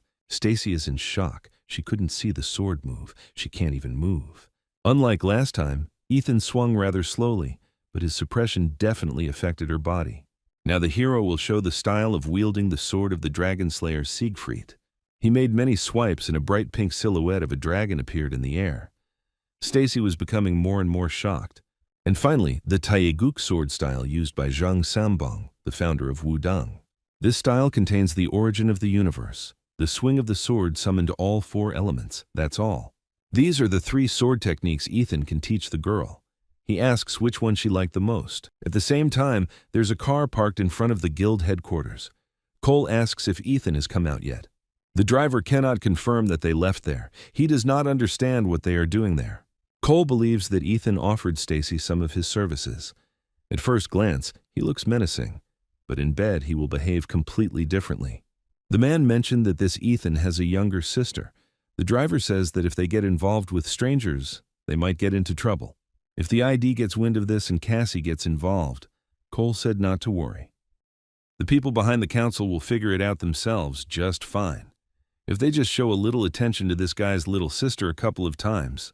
Instead of wasting the group's time, Ethan himself crawled to them on his knees after he noticed. Cole ordered to quickly catch her, Ethan Carter's younger sister. Stacy stands in a stupor, and the hero tries to bring her to her senses and still find out which technique she liked the most. The girl hesitated, then Ethan held out the sword and told her to try it herself since she couldn't choose. Stacy's movements were no different from his, but something was missing. The girl stopped and said that she was missing something. Nothing really came of it. Then Ethan smiled and suggested trying other techniques. He simply had to get his allowance. Later, Hercules said that of course, Stacy couldn't keep up with the hero since she was an ordinary person. But Ethan could, and he also uses it to learn martial arts. Hercules says that a hero can use their power, that's all. Ethan asks what the difference is. Well, when he first asked Hercules to teach him martial arts, he had a reason for refusing. First, it was laziness, but that's not the point. Second, Ethan can only learn if he understands how to use superpowers. Hercules said that at that moment the hero's mental state was the worst possible. But no, that's not it either. Just as Ethan learns the basics of his martial arts, he must also learn the rest of the gods' martial arts. And Stacy doesn't know the basics, so she can't repeat them. Although, the fact that she kept up with Ethan's movements is also a kind of feat. Hercules thinks that the hero is an exception because he was able to use someone else's knowledge without registering with their membership program. Ethan said he had no traits, but he woke up. Probably, but not having traits is a trait in itself. Last time, Hercules said a hero can't gain the power of the gods just by subscribing to their channels. To be precise, a new existence cannot be overwritten on an existing one. Traits are the uniqueness of existence. However, Ethan can be drawn on as a blank slate, as there is no uniqueness to his existence, meaning he can easily study the traits of other gods. Hercules thinks that this can only be explained this way. The hero assumed that no one except him could know about the capabilities of GodTube. Doesn't that mean he can't teach Stacy? For now with a monthly allowance of 10 billion? But Hercules said that maybe if Ethan taught her what he had come up with, it wouldn't matter so much. That same night, a man knocked on the hero's door. He tore off the door handle and entered. Walked over to Chloe's bed and appreciated what a hottie she was, since they still needed to lure that bastard Ethan out. It won't hurt him if a man touches a girl a little, will it? Suddenly, a sound was heard. But the man certainly didn't notice any presence. Is there really someone else in this house? And then he noticed a dog, namely our little dog Fenrir Blackie. Ethan asked Hercules again. As he said, even though humans can't master their martial arts, if a hero masters them and then teaches them to Stacy, it won't matter so much, since their powers can't be taught. So in the end, Ethan still teaches her martial arts with GodTube, and the fact that she can't learn won't change. Hercules replied that among the techniques that Ethan listed, with Master Zhang Sanfeng Taizhu, the story will be a little different. He was an important figure in the martial arts world, even helping Hercules when he was just learning his martial arts. There is a high chance that Ethan will master Taizhu. After that, he can build his own god-based martial art on it, and he can teach Stacy that way, so that shouldn't be a problem. Because what Ethan will teach her does not apply to him or the gods. In short, the hero plays the role of a purification cartridge. If Ethan masters Taizhu, he can also practice divine martial arts. Creating your own martial art is not that easy, but the hero is sure that there will be no problems. In any case, he is very grateful to Hercules for telling him. Okay, but since Ethan wanted to thank him, Hercules asked when the hero would give him the video he mentioned earlier. Ethan said he would take care of it and let me know as soon as it was ready, because this time it was a bit complicated. Now it will be difficult for the hero to create his own martial art or practice divine martial arts.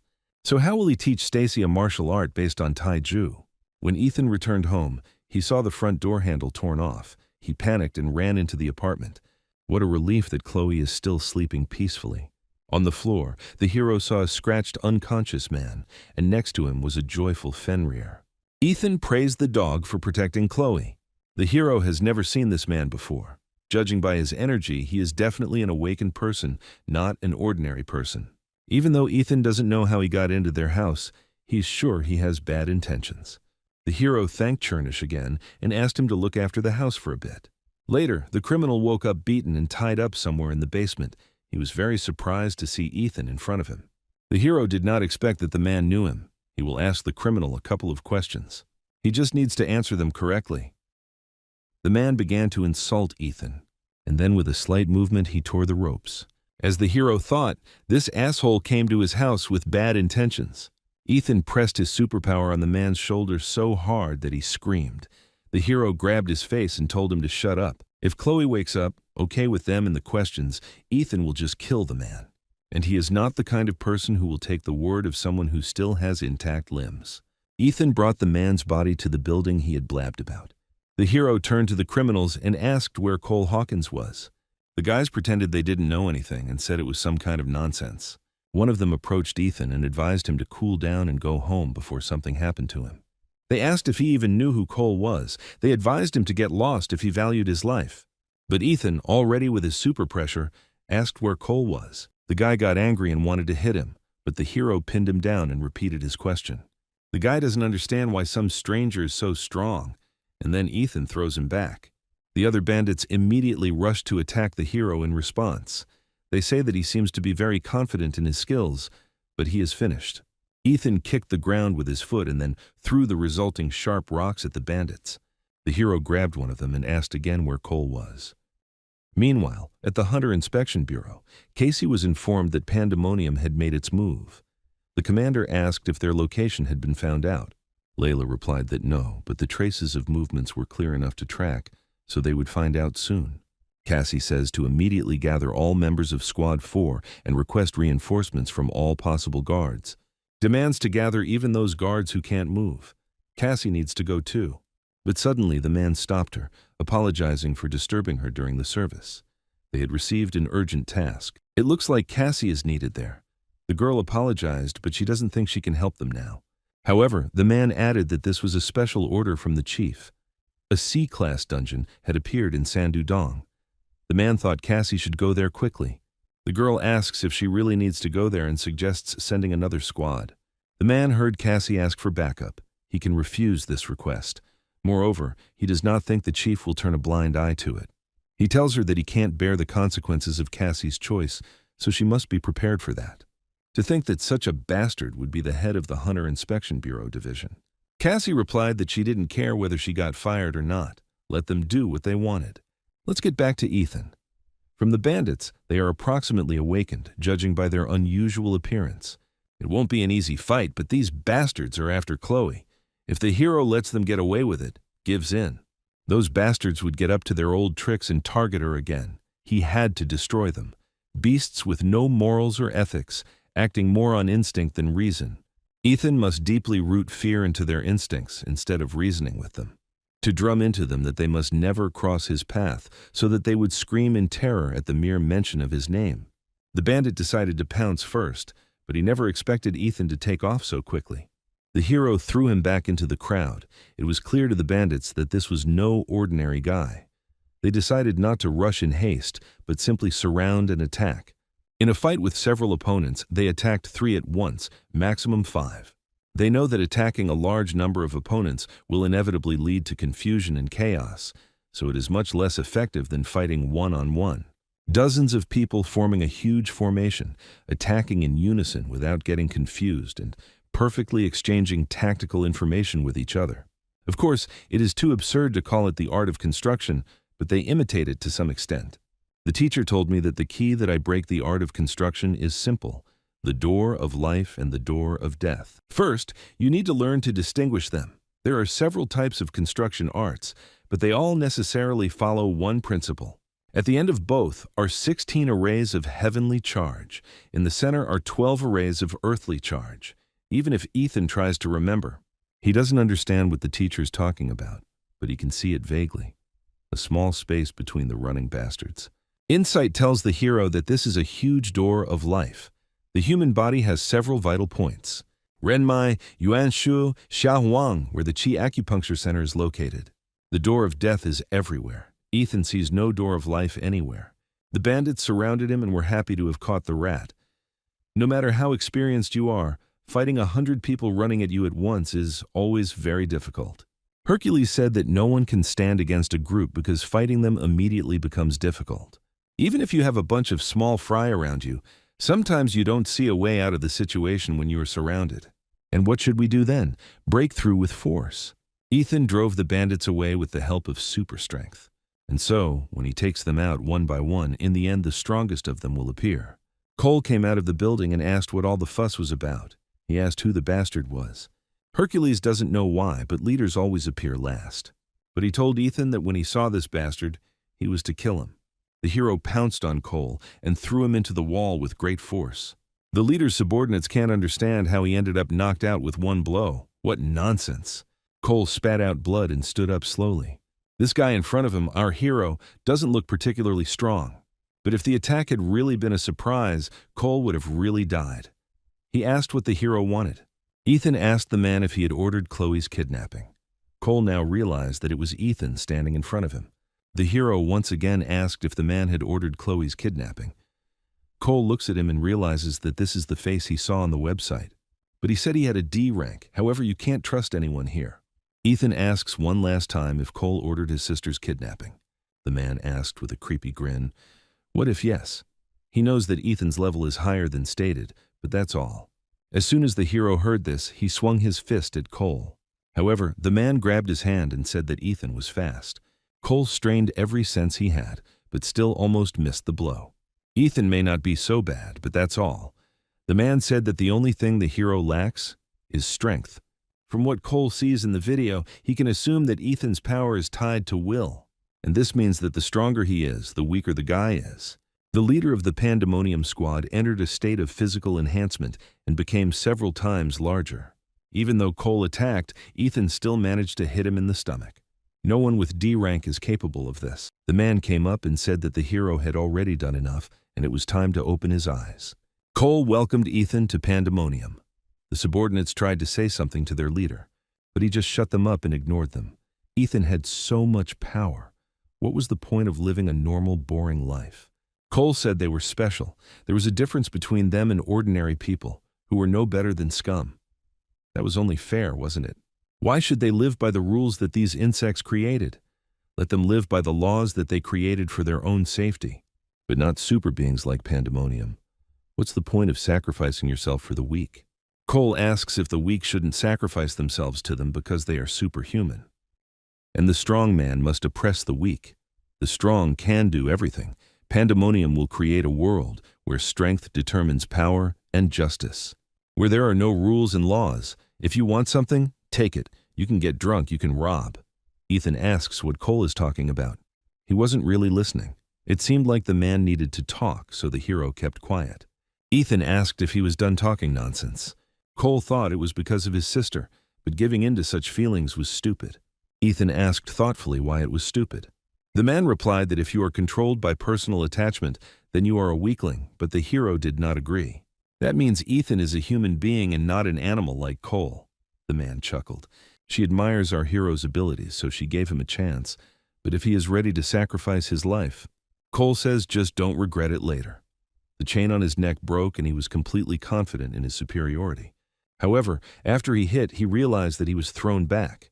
And it is not clear what it was, and even more importantly, at what moment. Ethan dodged twice, and then at an unexpected moment, he punched Cole right in the stomach. The man can't believe he missed his counterattack. And after that, Ethan attacks again. This is a whole other level. It's completely different from what it was before. Cole, lying on the ground, muttered that he would not give up and that Ethan should not think that he would leave him alone after this. The hero offered to take a risk if the guy wanted, because then he would destroy all of Pandemonium. Cole asks if Ethan is going to fight them alone. The hero said to take a closer look, and his aura filled the entire space around. Cole wasn't imagining it. This superpower is so unattainable that no human can resist it. Divine art of Hercules' first form. A falling dragon strike that loomed over the stunned boy. After some time, Cassie and her squad arrived at the scene. She tells the inspectors who arrived earlier to report the situation. The guy said that it was all over. It was easier to see it than to explain it. When they arrived, it was like this, a whole crowd of men all lying on the ground. Cassie asked if everyone was passed out. Not all. There are those who have already woken up. The girl tells the guy to first find out who it is. Even those who are unconscious must be identified as soon as they come to. Murders, rapes, beatings. We need to check everyone for these crimes. Maybe they have a criminal record. And if they do, then Cassie ordered the murder. She told Layla that she would help here too. Cassie walked further and saw Cole, one of the leaders of Pandemonium. Even if all the guards of the 4th Detachment had rushed at him at once, they would hardly have been able to win. Even Cassie couldn't do it. Then we need to find out who can do it. After leaving the place, Ethan sat down to the side and used the divine healing skill on himself. He hopes it will pass soon. There are some skills that cannot be used in public. Ethan didn't use all his strength like he did back in Fenrir's dungeon. If I had used all my strength, it could have ended badly. However, the hero controlled his strength. Hercules' strength increased. Not only has this skill increased, but other stats have also increased significantly. But there is still a lot of work to do. That bastard was very strong. Kai was no match for him. This is a war between the guards and the criminal rankers. At any moment, Ethan could find himself in the middle of a battle again. We can't leave them like this because they risked touching Chloe. At first, the hero thought that someone had ordered them to deal with him, and they had captured Chloe to lure him. It is unknown what would have happened if it were not for Fenrir. Now he will have to be on guard forever. Ethan thinks about what to do. The senior leader of the Pandemonium group, Sean Hanks, was informed that Cole had been hurt. He asked who had done it. And when he found out it was Ethan Carter, a D-class hunter, he got really angry. How could someone like that attack one of the leaders? The assistant started mumbling something when he felt a strong pressure. Sean was angry that the guy told him information he didn't know for sure. The assistant shouted that there was an inspection bureau there. The scene was immediately cordoned off by its employees. There were survivors, but for some reason they went crazy. Sean asked why this Ethan did this. They say that before that, Cole received an order. The target was a guy named Ethan Carter. And while they were carrying out the order, an incident occurred. But in the end, Ethan is not caught. One of the leaders becomes a victim of a D-class hunter. Who knows what the orders were? It could have been just an accident. Sean wondered if the Bureau was behind it. Knowing that crazy bitch Cassie, it's entirely possible. The assistant continued. Those who escaped went crazy. But even they reacted when they heard Ethan's name. They shook with horror. Sean was surprised even so. Apparently, it was Ethan Carter who did it, but then why is he marked as a D-class hunter? He's causing trouble for Pandemonium and the entire criminal underworld. What if they can take advantage of the situation? Sean, with a creepy grin from ear to ear, said that they would send a warning to that bastard. The leader ordered that all members of Pandemonium be told to find him Ethan Carter. Previously, the group would have killed him immediately, but now the Inspection Bureau has intervened, and this is not very good. Cassie can't get to them, but still. Sean asked how far along the Bureau's investigation was. The aide replied that John Falk, the chief inspector, seemed ready for battle. Meanwhile, the head of the sole branch of the Inspection Bureau, Tom Barton, yells at Cassie for causing the massacre. And she's also called the squad leader. She ignored his order and killed dozens of people. She asks for forgiveness. But they were all repeat offenders. Tom is indignant that she dares to object. If so, they were no longer capable of fighting. Cassie doesn't even know what that means. She didn't defend herself, she committed murder. This time the girl crossed the line, and Tom ordered her to hand over her uniform. Then her squad came running screaming. The chief asks if they really want to be left without a uniform too, but they say that the commander was just doing her job. Tom says to keep quiet. He is the boss and he has the right to criticize Inspector Van's work. So the form is waiting. Cassie was about to agree when another colleague objected. It's unfair. The boss is simply afraid that everyone will find out about his bribes and loyalty to criminals. Tom suddenly stood up from his seat and asked what the brat had said. Cassie, with a scary look, said that she would give the uniform back, but let the boss leave her team alone. Okay, Tom sat back down, but suddenly someone entered the office. The man thinks it's best to leave the commander alone. Cassie doesn't understand why the director is here. Inspector General John Falk heard they had encountered Pandemonium. How could he not come? Or maybe Tom thought the headmaster didn't know how dangerous Pandemonium was. John has just heard that the boss is protecting criminals. Tom justifies himself by saying that it is a misunderstanding. It doesn't matter whether it's a misunderstanding or not, the investigation will find out. John turned to Cassie and asked with a smile if she was the squad leader. He wanted to talk to her alone and asked the girl for a minute. John will ask directly if Cassie really did it. Director Falk has cut off the air to many criminal organizations in Korea.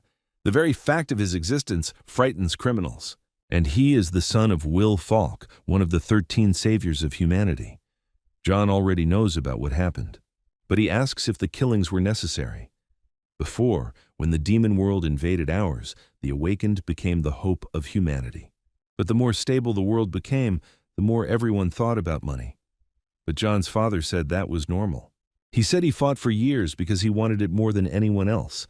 However, there are those who use power like Pandemonium. John's father was upset by this, but we can't be like them. If Cassie also starts to solve everything by force, then what will be the difference between her and Pandemonium? As his father said, justice is always obvious, but John thinks differently. Justice is not always obvious. Of course, there is a certain limit, but if you work in the dirt, you can't help but get dirty. So John repeats. In the process of dismantling the criminal group, a forced murder occurred. Cassie nodded, but it wasn't her doing. The girl checked all the CCTV cameras in the area, but she was unable to find out who it was. Those people who remained conscious all went crazy. They couldn't tell anything because they were terrified. But some repeated about one hunter. John thought they were talking about some S-class hunter. But Cassie surprised him greatly when she answered that she was talking about a D-class hunter. As a reward, Ethan bought Chernish a whole mountain of tasty meat. And just before morning, Chloe woke up. She was surprised that he was up so early. The hero is sure she suspected something when she woke up. Well, at least he managed to fix the door handle. Divine metallurgy can be used for repairs. Although there are no restrictions here, thank God. In any case, you need to be prepared. Something unexpected can happen at any moment. Suddenly, Ethan thought about just building a new house. If you build a new house with divine metallurgy, it will be protected from any attacks, and Chloe will be safe. The only question is where exactly to build the house. The sister still needs treatment, so they cannot leave Seoul. But Ethan has over 10 billion. Maybe buy the house they're in now? The hero told Chloe that he would go out for a while. A man was already waiting for him on the street. He wants to ask Ethan something. The hero tries to figure out who it is. He seemed to have seen this man on the news, and then he realized it was John Falk. Ethan was stunned. What was the bureau director doing here? Was he really here because of what happened yesterday? The bureau wouldn't have ignored it. The hero should have seen it coming. But the criminals got to his sister and Ethan lost control of himself. And yet, John came in person. And so quickly, too. No, this is just an assumption. Nothing is known yet. No need to rush to conclusions. The hero confirmed that he was Ethan Carter. John asked if he had done any crime in the criminal world yesterday. He did this to people, and now he lives as if nothing happened. Damn, the director already knows everything. John is much stronger than Cole. Ethan can't win. The killer thought is to run. But Chloe is here. What will happen to her if her brother escapes? No, the hero cannot retreat. But suddenly, John put his hand on Ethan's shoulder and offered to become a guard. The hero froze in place. This was the last thing he could think about. What is the average salary of the guards? They are civil servants. But those who have served for a long time say their annual salary can reach $1 billion. I can't believe it. Although, if you think about it, Ethan wouldn't refuse such a salary. But why did John suddenly offer it? Why did he leave before the hero answered? Didn't he really hope for consent? Then why did he come? Or maybe he came because of yesterday for the investigation. Although, this is Ethan's business. The hero came to the mistress of the house. She was surprised that he came himself.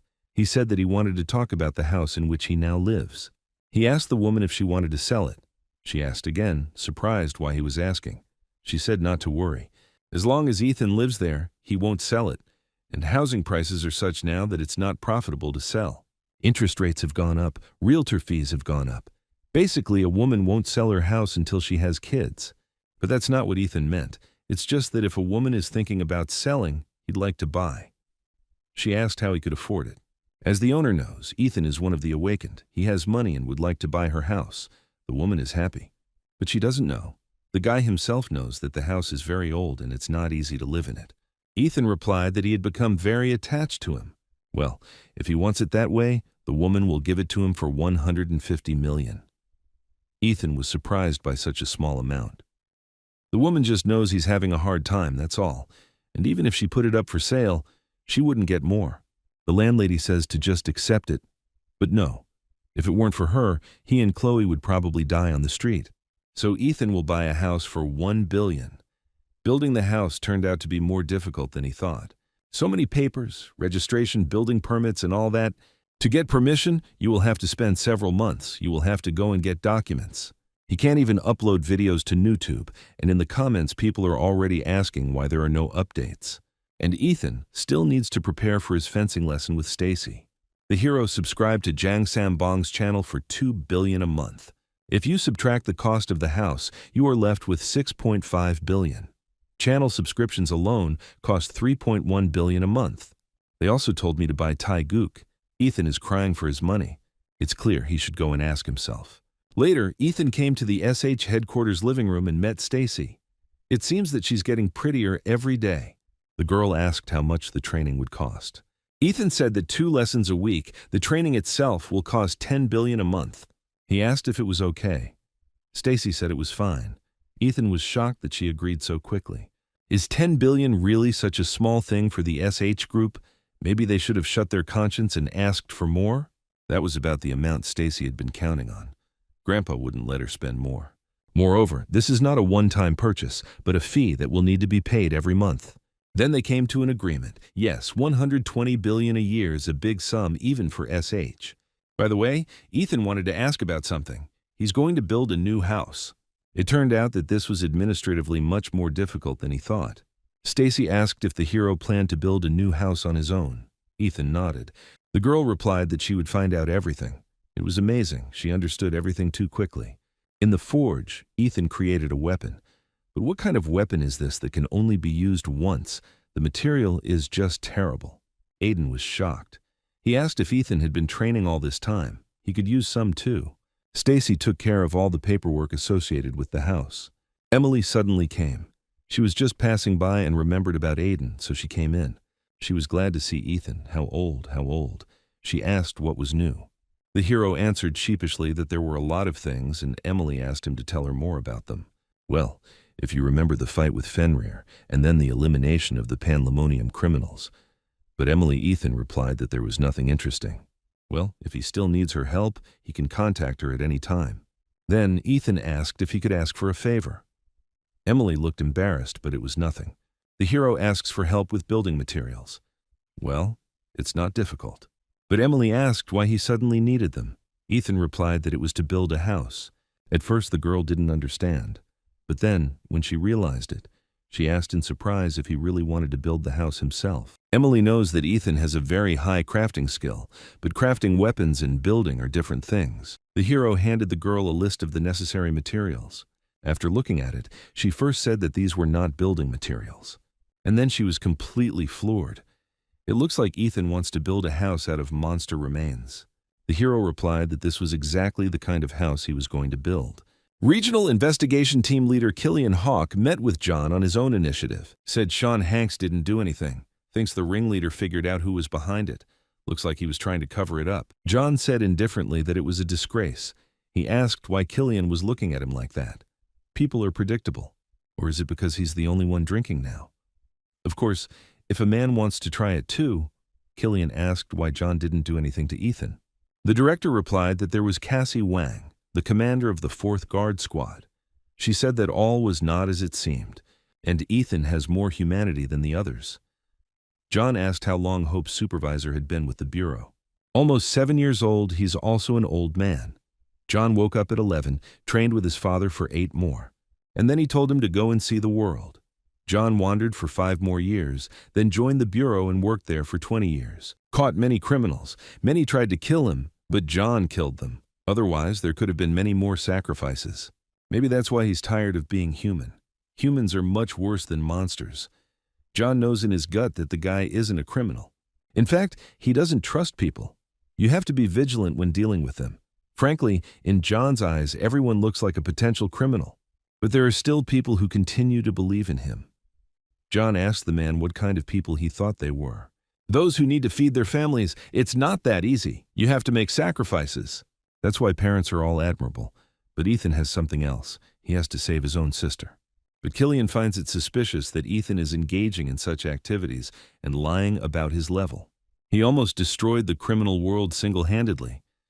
Well, John doesn't know. Maybe that assessment is unfair. People call the Bureau inspectors butchers, but they are not. But they must remember one thing. The blades of their swords must always be pointed at criminals. John likes a society where people live in peace. This was the world his father had defended. Killian asked where the director was heading. John replied, to the SH group. The man was shocked. But didn't they just say that their sword should be aimed at criminals? Back to Ethan and a shocked Emily, Aiden asks if the hero is sure he can build a house by himself. Ethan had never done anything like this before, but he thought he could do it. He asked if it would be hard to find materials. Emily thinks she can find them. At first she said money wasn't a problem, but no, it is. Dragon scale, golem ore, death knight armor. These aren't just any monsters. All the materials Ethan listed can only be obtained from B rank and A+ rank monsters. These are materials that all hunters need all the time. Emily thinks it will be difficult to get enough. More precisely, it is almost impossible because hunters do not sell them. But that doesn't mean she can't, they'll just cost more. At least 3 times the market price, so Ethan should be looking at 3 billion won. The hero dropped out of that amount, although it wasn't a problem because Stacy paid for the tuition. But still, Ethan thought about it. You can, of course, reduce the level of materials, but the house must be safe for Chloe so you can't skimp. Ethan asks Emily if she's sure she'll be able to get them. She says she'll try her best. The problem is that hunters don't sell them. So you'll have to farm them yourself. But the monsters you'll have to hunt start at Class B. The problem is that Ethan's hunter level is still D class, and getting a hunting permit is simply impossible. The hero thought about increasing his rank. There are 2 main ways to level up. The first is to improve skills and gain recognition. The second is to retake the exam. At first, the first method was the only one, but then an awakening happened and the second method appeared. The exam is a kind of confirmation of awakening. The awakened are divided into 2 types, those who awaken special abilities and those who strengthen existing ones. The reason for awakening has not yet been discovered. Those who awakened early have an early increase in re-examination, so it could be moved. Ethan decided to test his abilities now. All S-class skills and above. Then, there is no time to waste. The hero immediately set off. Luna thought there was an apocalypse somewhere, since her niece came to visit her. They hadn't seen each other for a long time. Auntie says Stacy seems to have had a hard time, but thanks to her, the company has found stability.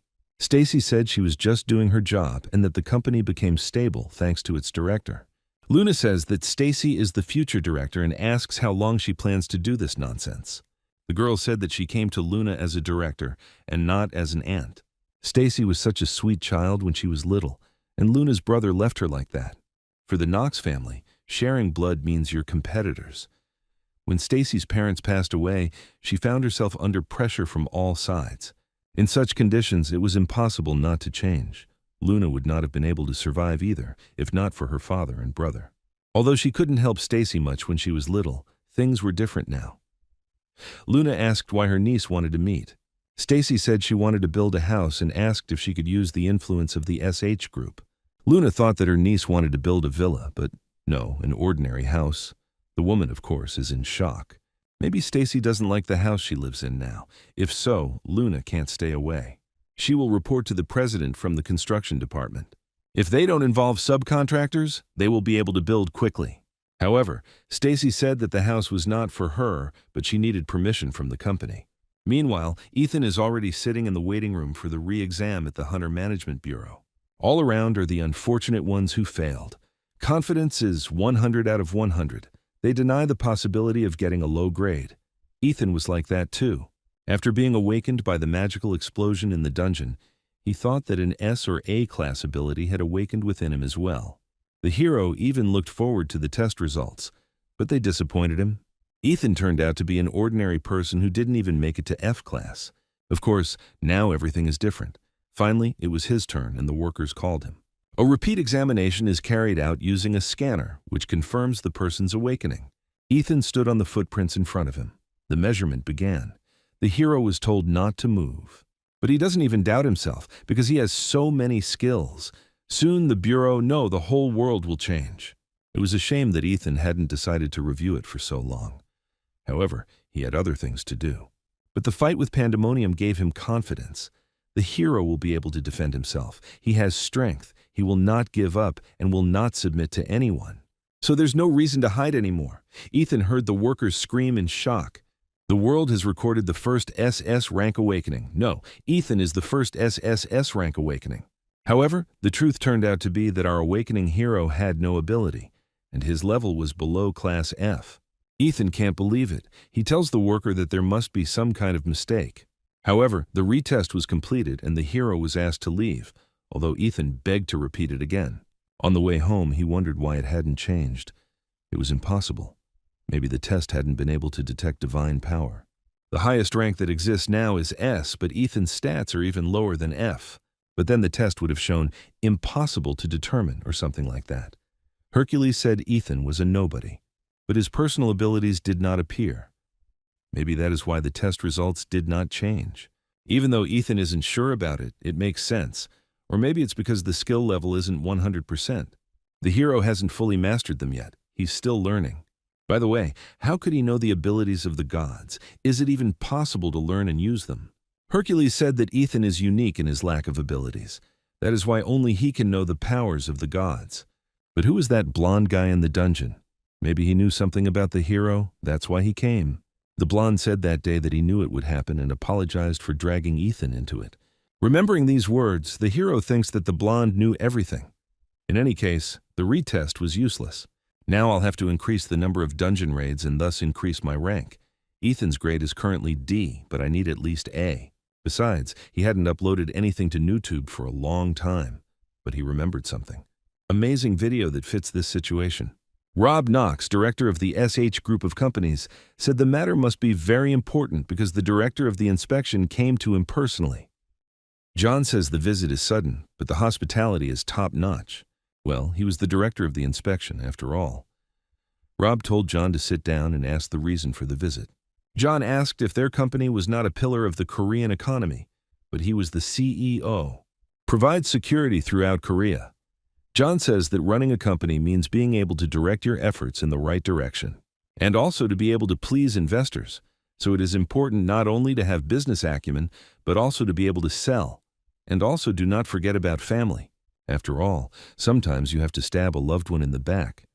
Even though John holds the position of director of the inspection, he's not going to get involved in SH's family business. Simply put, he doesn't care if Stacy's company is tracking them or not. Ethan Carter. John thinks the SH director knows the name. Does the inspection director know they're trying to push Stacy out of the company? Because a guy named Ethan helped her raid the dungeon. Did they use Pandemonium to investigate? If Pandemonium contacts Rob again, he won't stop at warnings. He's rude and arrogant, but he's John, and you can't say anything back. Son of Will Falk. While Rob's company may be able to influence politicians and put pressure on the Bureau, John is someone who should not be touched under any circumstances. But why are they protecting Ethan? John understands that the director really does know the name. He won't even ask where from. So John said to stop squabbling, family and all. He thinks that's enough for today. Trishisi thinks that there is no money this month and tearfully asks the boss not to fire him. Ethan asks what she's talking about and what she means by no money. The girl means that they won't get paid until the number of subscribers grows. Hero still doesn't get it. Well, NewTub, Trishisi thought Ethan was planning to close it. The hero asked in surprise why. Well, yes, he rarely uploads videos now. So Tracy wasn't getting paid. Well, the conditions here are still pretty good and the boss is nice. She just hasn't worked this month. Ethan promised a base salary from the start. But actually, he met with Trishisi today specifically to talk about new content. So Ethan asks to continue working with him. The girl was embarrassed. Today is payday. He's already sending it to Tracy, so let him buy something for his little ones. When Ethan was little, he was very happy when his father brought home a tasty chicken after work. To her younger children, she is a parent. And then suddenly Tracy asked to be addressed as you. Ethan looked at her in surprise, but she asked again, embarrassed. Tracy realizes that she's probably wrong, since he's older than her and also the boss. Ethan smiles and says he understands. But since he will call her by her name, the girl can call him brother. Tracy shyly replied that she would try. And yet, the hero started talking about new content. So the rest of the time they talked about the video. Later, Ethan came to the Seoul branch of the Hunter Management Bureau. The girl recognized the awakened one who came a few days ago. I think his name is Ethan Carter. She asked him what business he had come for. The hero replied that he wanted to check the evaluation standards. Ethan handed over his hunter's license. The girl was very surprised that his current hunter level was D rank. An awakened below F class in a D rank hunter is not just difficult, it is almost impossible. But maybe that's his limit, because Ethan doesn't have an individual ability. Based on the general criteria, he needs to complete 200 D-tier dungeon raids to level up. Then the hero will be able to move up to rank C. Since he usually raids about 3 times a week, this will take care of a little more than a year. Once Ethan has completed 200 dungeons, he will be able to request a review of his rank, and the Bureau will send him a C-level dungeon clearance for review. The hero understood everything and asked how many dungeons he had already completed. At the moment, he had completed 16 raids into D-rank dungeons. 184 left. If she plans to go on a raid today, the girl can make room. Ethan asked to do this, and the girl asked which dungeon he preferred. The hero has no particular preferences. The main thing is that it is closer. There is a D-plus dungeon 5 minutes away. But the girl will survive because there's a significant difference between levels D and D+. Is Ethan really okay? Ethan said that everything was fine. Then, he needed to go to the intersection and walk 2 blocks. Less than an hour passed before the hero returned again. The girl thought that it seemed like the D+ level dungeon was too difficult for Ethan. That's why he came back so quickly. The hero apologized, but it was so inconvenient to go back and forth. He asked to combine all the raids into one. Let's get back to talking to Tracy about new content. New project, become a level A hunter in 1 month. They'll call it How to Become an A-Class Hunter. At the Bureau, Ethan put the crystal on the girl's table and asked if she could combine everything into 1 raid, or at least 50 raids. The employee ran to the head of the branch of the Inspection Bureau of Hunters. The man thought that a new rift had appeared in the dungeon. But a colleague told me that the hunter made a massive raid. He goes through dungeons one after another. The chief thought about 10 or 20, but 150 had just been recorded. The man decided that this was nonsense. The retest showed that Ethan was simply awakened. The workers even checked the results. While the boss was thinking about what to do, another colleague shouted that Ethan had already requested a promotion to C level. To reach level C, you need to go through 200 dungeons, but a minute ago, there were 150. The boss suggested writing to the main inspection bureau. Layla relayed a message from management to Cassie.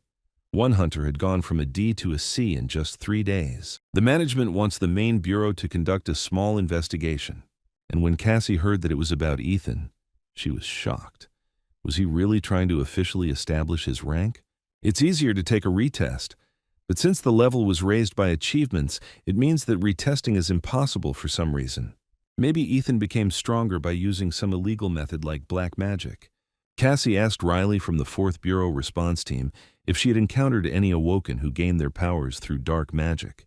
Of course I have. The girl started jabbering all sorts of things. In general, she can say that magic is a way to change the rules. Riley asked for more specifics. In short, black magic is magic based on negative emotions.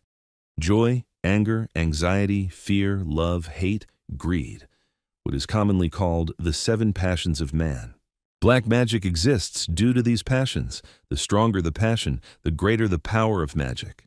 But the soul quickly burns out, and the end of those who want power through black magic is predetermined. They lose their human form and become monsters who only want to kill. Cassie asked how to recognize such people. You can tell at first glance. You don't even need to know magic to do it. Cassie thought they probably looked as sinister as possible. Anyway, Riley continued chatting. Cassie heard that the director had recently met with Ethan in person. He even offered to take care of him. It seems he wants Ethan to become a guard. Cassie asked Layla to tell management not to worry about it. They would handle it. The head of the detachment began to study our hero's case in even greater detail. Ethan created junk in the forge. Metallurgy skill increased by 1,000th. This is definitely not a weapon. Maybe it's because the hero's going to create tools. The quality is definitely lower than that of weapons. Oh well, he'll get used to it. It was much worse initially, but still it's trash. Time to level up your hunter again. While Emily hasn't yet gotten hold of building materials, you need to raise your level enough to be able to build a house. But will Ethan cope? And at that moment, Emily entered the forge. Remember the sun, here's a ray. The hero asked how things were going with the materials he had asked for. Oh, Emily said it's hard to find that amount. She's trying to find a way. She even asked her younger brother, but it won't be easy. Ethan was surprised that she had a younger brother. Emily hadn't told him. His name was Cain Rain. He would be 20 this year.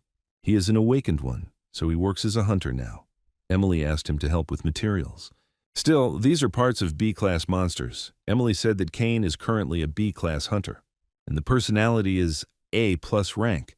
Ethan is pleasantly surprised. That's great. It hasn't been long since Cain woke up, so he's still immature. Emily worries about him every day, but his ability is super regeneration, so everything is fine. Well, or super revival. This ability enhances regeneration. It's somewhat reminiscent of troll regeneration. They say that even if you cut off a limb, they can regenerate it. So Emily tells Ethan not to worry. She asked her brother to help, so he will definitely get some ingredients. Just then, Aiden came out and Emily ran to talk to him about the World Metallurgy Seminar. Ethan thought that her efforts were not enough. To increase his hunter level, he probably needed to try to obtain the materials himself. In the evening, Tracy was incredibly happy that she had finished. This time, it was not easy. Only 184 videos. And the duration is more than 22 hours. Well, since I didn't work last month. For other hunters, it takes over a year to advance from D to C level.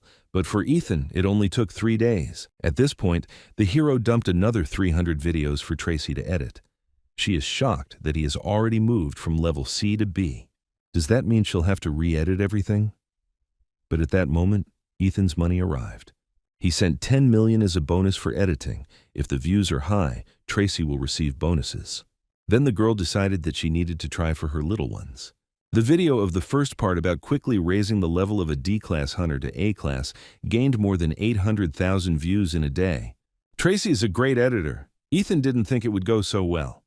By the way, it's not that easy to shoot videos yourself. The hero has already broken so many cameras, but he can't ask Tracy to film more. She's an ordinary person. Ethan thought about hiring an awakened one to film. And then in the courtyard, I saw Emily panicking. She doesn't understand why someone isn't picking up the phone. Ethan came up and asked.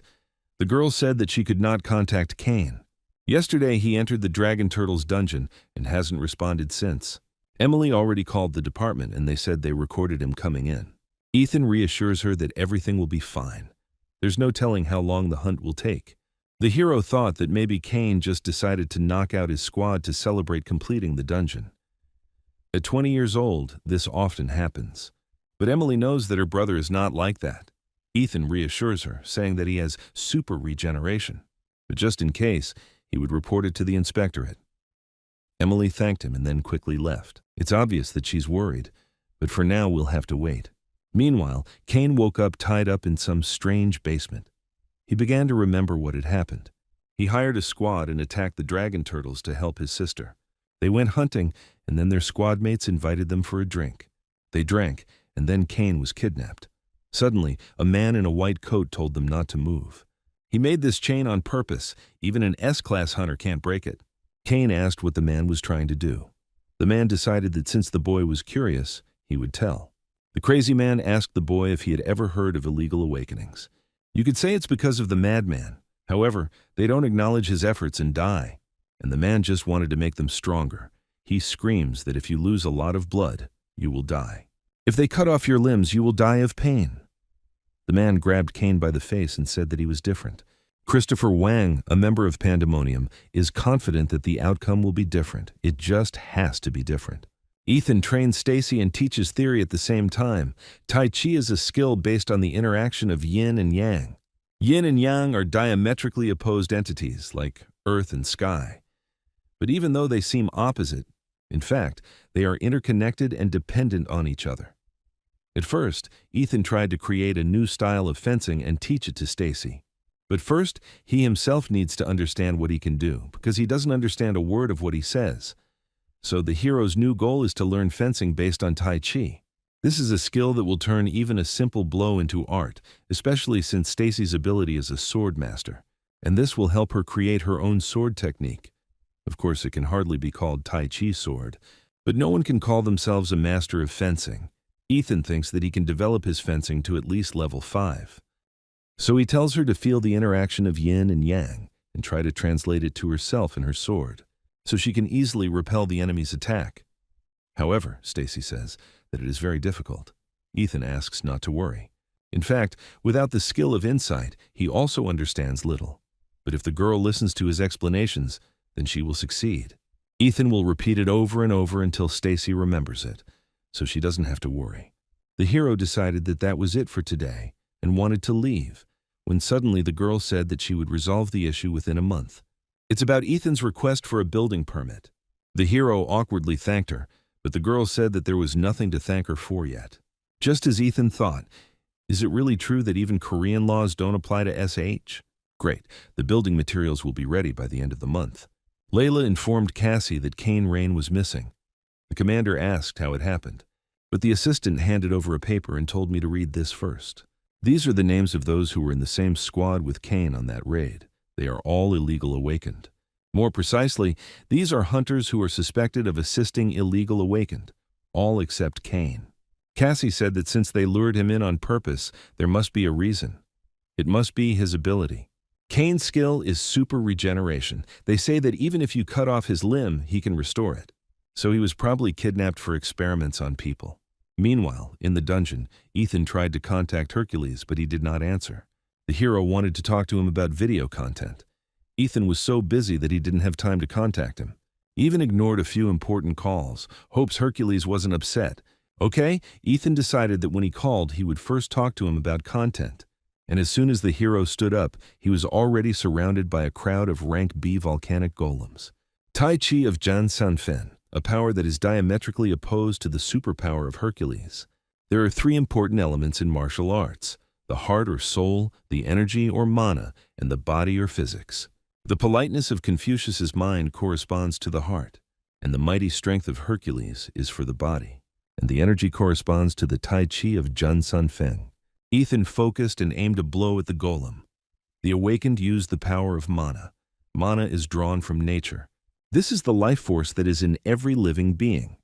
To use it, a process called purification is necessary, and the efficiency of using mana depends greatly on how the cleansing process goes. Without undergoing purification, mana does not accumulate. Ethan channeled Tai Chi energy again, and a beam of bright light pierced the dark, dense forest. All the golems ahead were exterminated. Ethan did not expect so many soul orbs. All skills have increased a little. Hercules said that it would help. It was good, but the recoil was also strong. If Ethan wanted to combine it with supernatural power, then in his current state, he could only dream of it. But Tai Chi was never a power that a person couldn't use. Ethan was lucky. He never thought that Hua Tuo's medicinal skills would be useful to him. And if you believe the legend, then having mastered divine powers, you can be reborn as a god. Metamorphosis of the body. although for now Ethan can only use this power partially. But thanks to her, he will be able to regulate the power of Tai Chi. The hero signed up for it only to cure Chloe, but this channel was more useful than he thought. Ethan healed himself a little. Divine Healing Mastery reached 30%. Now Chloe can go to college. Maybe she can be cured completely? By the way, we need to find someone to shoot the video. Too bad you can't make a camera with divine metallurgy. It's evening. Today Ethan has done 15 raids in B-class dungeons, and to reach rank A, he needs to do 500. At this rate, it will take longer than the hero thought. The dungeons of level B require monotonous passage, so it will not be easy to speed up. But by the end of the month, Ethan will be done. He's already progressing pretty quickly thanks to Fenrir. So the hero bought some beef to thank him. No, maybe 700,000 won was too much. Fenrir's daily ration alone cost 2 million, which is 60 million a month. Of course, that's not the price of membership in GodTube. But perhaps such expenditures on Fenrir are not necessary. Ethan came home. Chloe says she feels great, and what's more, her brother has a visitor. Ethan was surprised that someone came to visit so late and looked into the kitchen. It was Inspector Cassie Wang. The girl said she had been waiting. At that moment, Fenrir swallowed the entire bag of beef that Ethan brought. Funny, Cassie was so surprised. The hero thought she had no emotions at all, but then she got this expression on her face. So Ethan asked why the girl came. Cassie apologized for coming so late, but the thing is, she has some news about Kane. Ethan said that from the looks of it, the news wasn't likely to be good, so he invited Cassie to come outside and talk. The girl said that Kane was kidnapped for experiments. Cassie thinks that this option is the most likely. Previously, Ethan was an awakened being without a special ability, so he tried to awaken the ability by experimenting. Each such experiment ended in pain and shame. All home experiments are like this, and if these are also criminal experiments on people, even if Kane has super regeneration, he might just go crazy. We need to find him as soon as possible. However, Ethan asked why Cassie came to him. It's all because of pandemonium. The criminals are using a so-called mind-suppressing device. It kills even those traces that were recorded by surveillance cameras. It was also used by pandemonium. It can deceive even an S-class hunter. That's why the Inspection Bureau didn't know where pandemonium was hiding.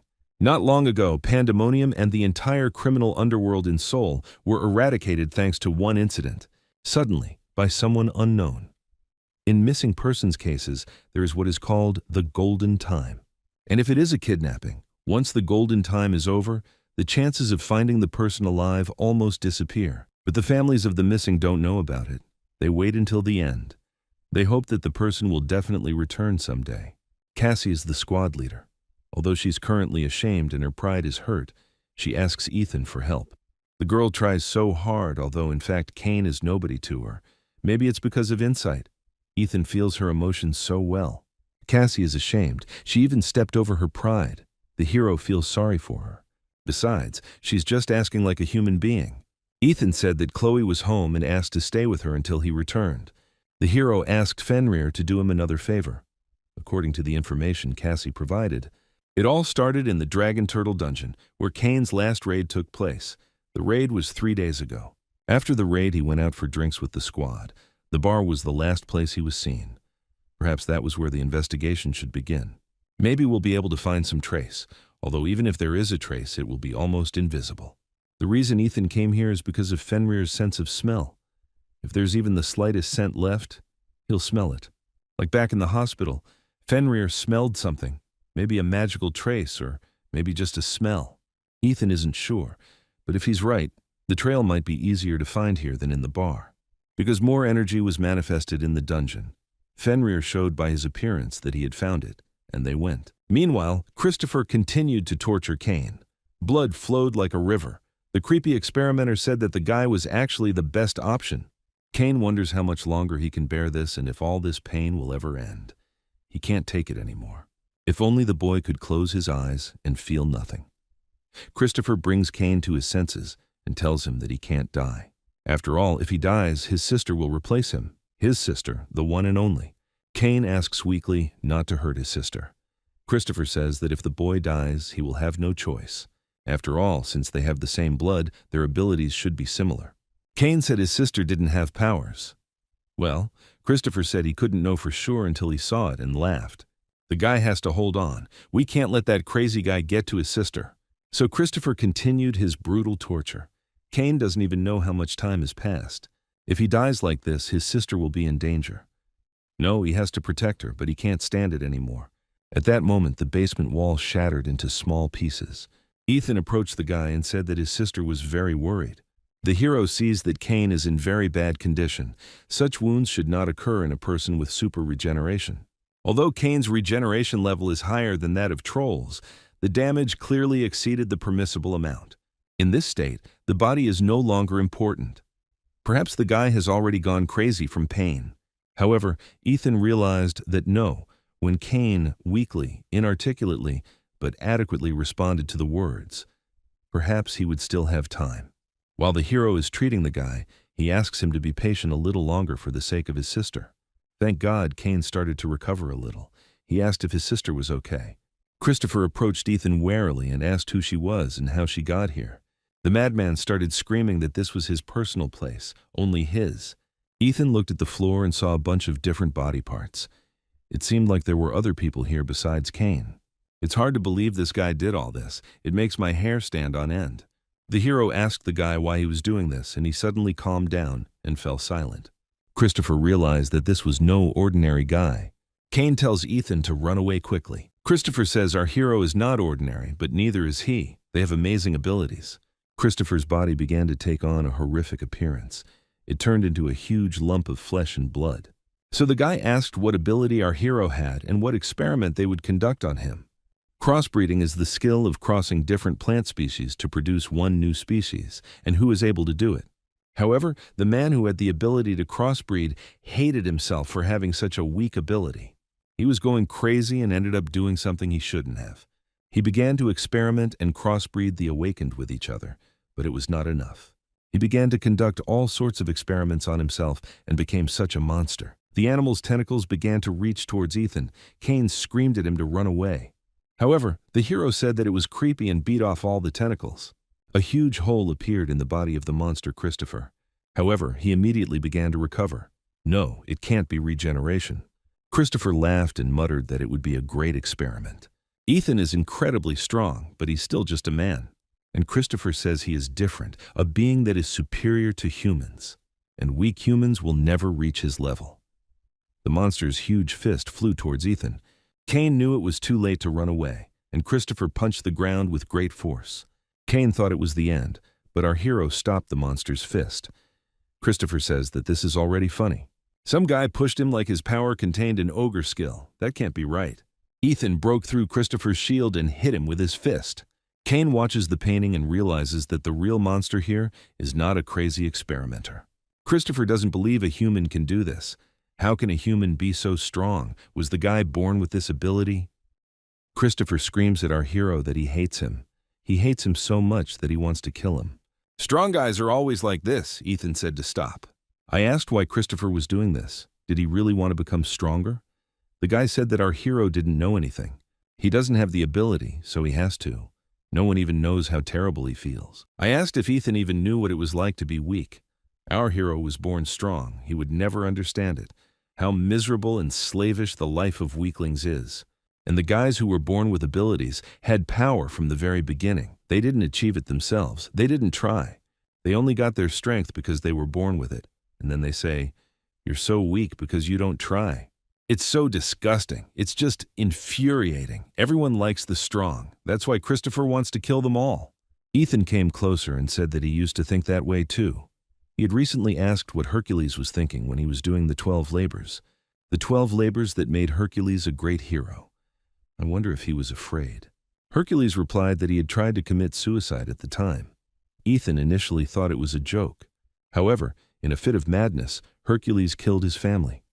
The guilt made every day seem like hell. He thought that life was no longer worth living. But Theseus stopped him. How could you atone for your guilt by committing suicide? So it's not a matter of grandiose aspirations or maturity. These feats were for the sake of redemption. It was hard. More than once, Hercules was threatened with death. I thought about it every day. I thought he couldn't. I thought he could give up now. Ethan didn't believe it at first. Hercules always passed trials and tribulations with ease. The hero thought he was the ideal who always won. The demigod says that results are, of course, important. But if Ethan asks if they are the main ones, he would say no. How exactly did you achieve such results? That's what's important. That's the most important thing. People say he did the 12 labors because he's Hercules. Achieved such results because he was great from the start. But no one is born great. Only trials become great right away. And greatness and success are not so important. Of course, there are different situations. Sometimes it is simply impossible to win. There are circumstances that cannot be overcome. But to achieve greatness, you do not have to overcome the impossible. It is important to ask yourself the question, why do I want to become great? Only one reason is needed. It can be stupid or childish. But you should always remember it. When you want to do something or achieve something, there will always be tens of thousands of reasons why it is impossible. But only one, why do you want to do it, will help you achieve what you want. That's why Hercules is here, in front of Ethan, talking about greatness. It's not innate strength that separates the strong from the weak. Ethan tells Christopher that he shouldn't pretend to know everything. The guy just wants to justify himself to himself. Ethan began to concentrate and put everything he had learned into context. The mind of Confucius, Tai Chi of Zhan Sanfen, the power of Hercules, harmony of strength, energy, and body. Ethan used the art of Hercules, a magical combat technique, heavenly crushing strike. Cain is shocked and asks why the world has become so white. Ethan howled. It hurt so much it wasn't a joke. The recoil was too strong. He didn't originally intend to use this martial art, but he was so annoyed by this nonsense that he had to shut Christopher up. The hero doesn't fully understand what's happening. Normally, he would simply lose consciousness. Ethan asked if Cain could move. Yes, his body seemed to have recovered a little, but the boy is shackled. They say that even an S-class hunter cannot break these shackles by force. Ethan removed them with a flick of his wrist and asked again if Cain could move. The guy awkwardly apologized, but asked who our hero was. He quickly wanted to know. Ethan said he was Emily's friend. Cain asked if our hero was her boyfriend, but Ethan said he was just a friend. He had no reason to lie. The guy asked if everything was okay with his sister, and was very scared when the hero answered that no. Ethan said she had been worried about her brother all this time, so why wouldn't he come back and reassure her? Although Ethan looks fine now, he can barely speak because his regeneration is not as good as Cain's. The guy apologized and thanked him for saving him. Ethan smiled and suggested going home. Later, Sean, the head of Pandemonium, came to the basement. He was, to put it mildly, in shock. The deputy thinks they were hit. No body was found. Sean doesn't believe it just disappeared. There must be research materials left. The assistant searched everything, but did not find the key materials. Pandemonium was going to mass-produce weapons from people by combining the personalities of the awakened. Create monsters by crossing special abilities. Pandemonium had been working on this plan for several years, and in one moment, everything collapsed. There are not even any marks of a sword on the walls or ceiling. Sean asks what kind of bastard did this. The assistant said that the inspection bureau would arrive soon, and that we had to leave. Sean demanded to know who could have done this. Back home, Ethan was told that Chloe knew everything. Cassie thought her sister knew that her brother was a hunter. He even had a channel on YouTube. The girl did not tell her all the details, but hinted at what had happened. Since Cassie works at the inspection bureau and came to the hunter, she thought that it was worth explaining to Chloe that her brother was not guilty of anything. Although, yes, she is his younger sister, but Ethan had reasons not to tell her anything. The hero did not say anything because he did not want his sister to worry. He thought that since she didn't know anything, he supported and protected her. But in reality, she always covered for him and protected him. Cassie said that Ethan has a good sister, very smart, but he is also a good brother. It's a pity that the girl is not like that. Ethan was surprised that the girl had an older brother. He was even more perplexed when she said that he was 14. He does not age because he lives only in her memory.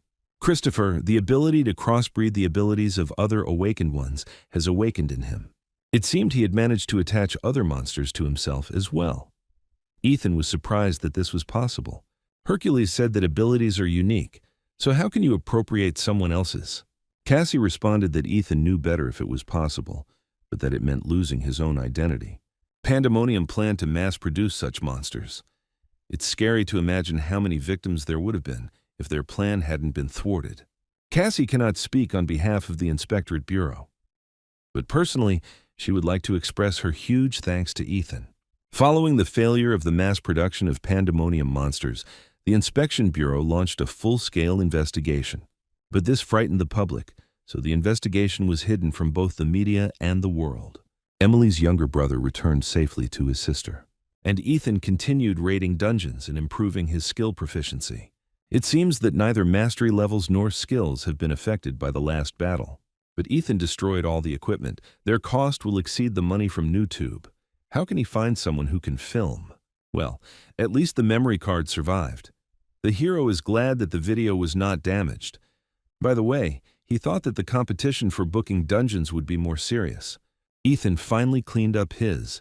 These dragon turtle shell pieces will be needed during construction, almost indistinguishable from the scales of a real dragon. It'll take some time to get some materials. It looks like Ethan will be an A-class hunter soon. Coming out of the dungeon, the hero met Kane. It's amazing that he recovered so quickly, but how did he know that Ethan was here? The guy was told at the administration. Well, not exactly told.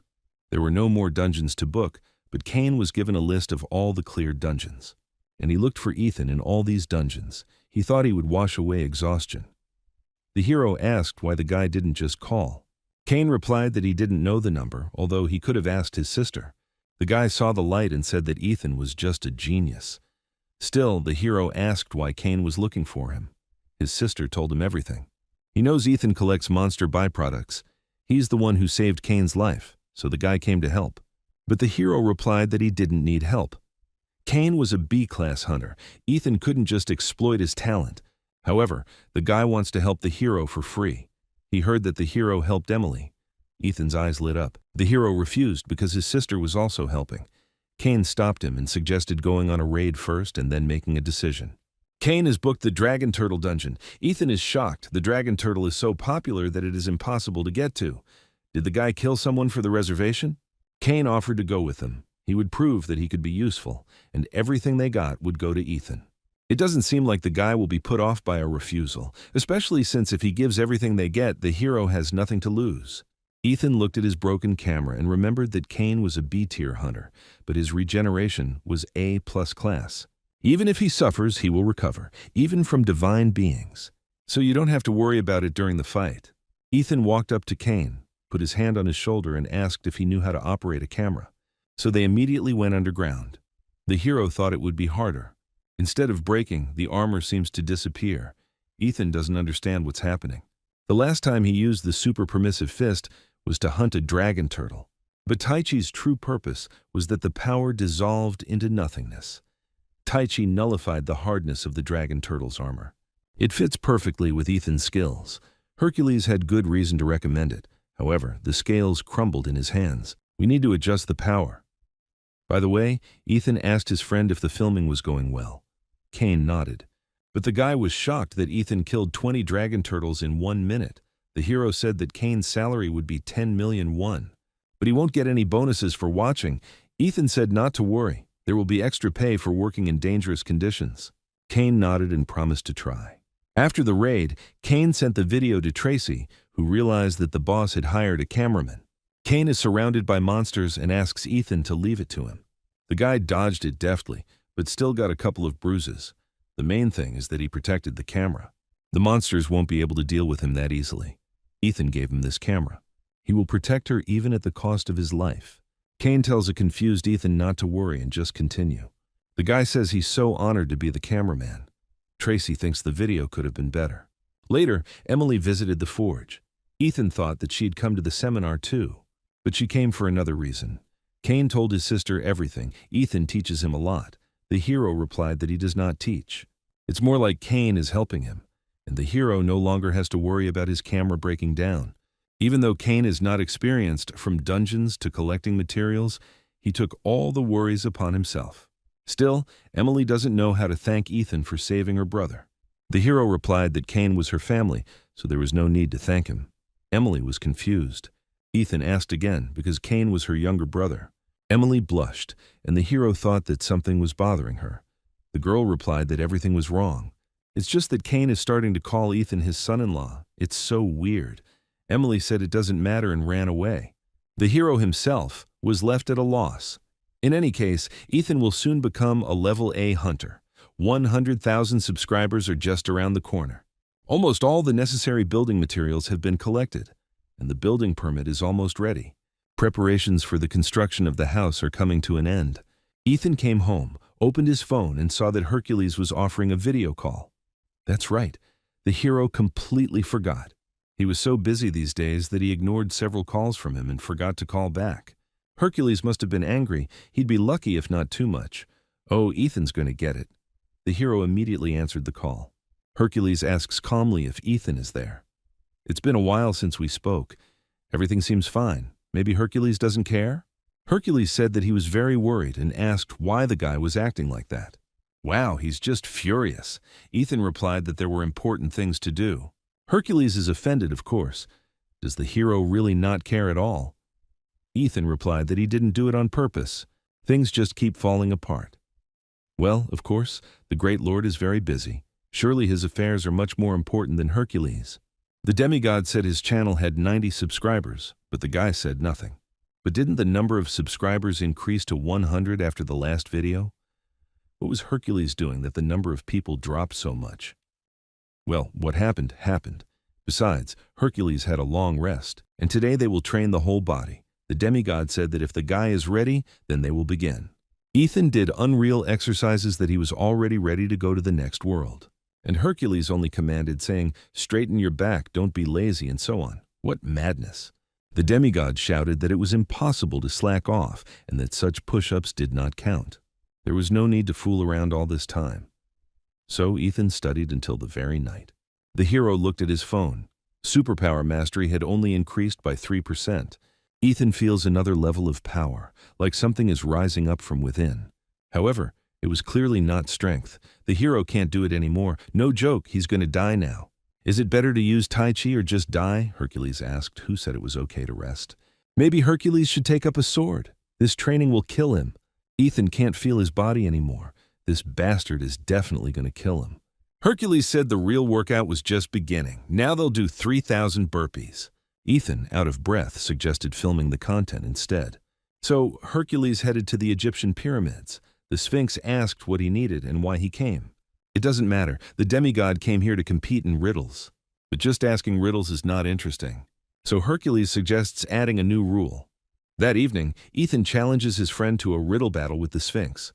As far as he knows, there was a video about it on the Sphinx's channel. The first subscriber to guess the riddle will get the right to dinner with the most beautiful woman in Egypt, Cleopatra. That riddle has never been solved.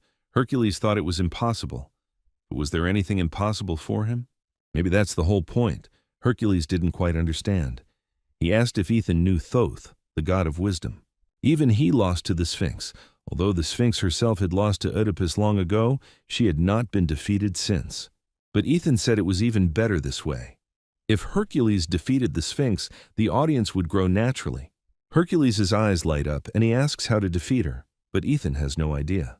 Despite his ability to see everything, Thoth, the god of wisdom, has lost. So how can our heroes win?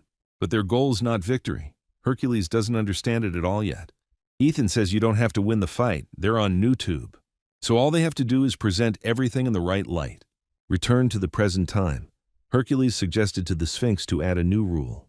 Each time the one who answers incorrectly gets a slap in the face.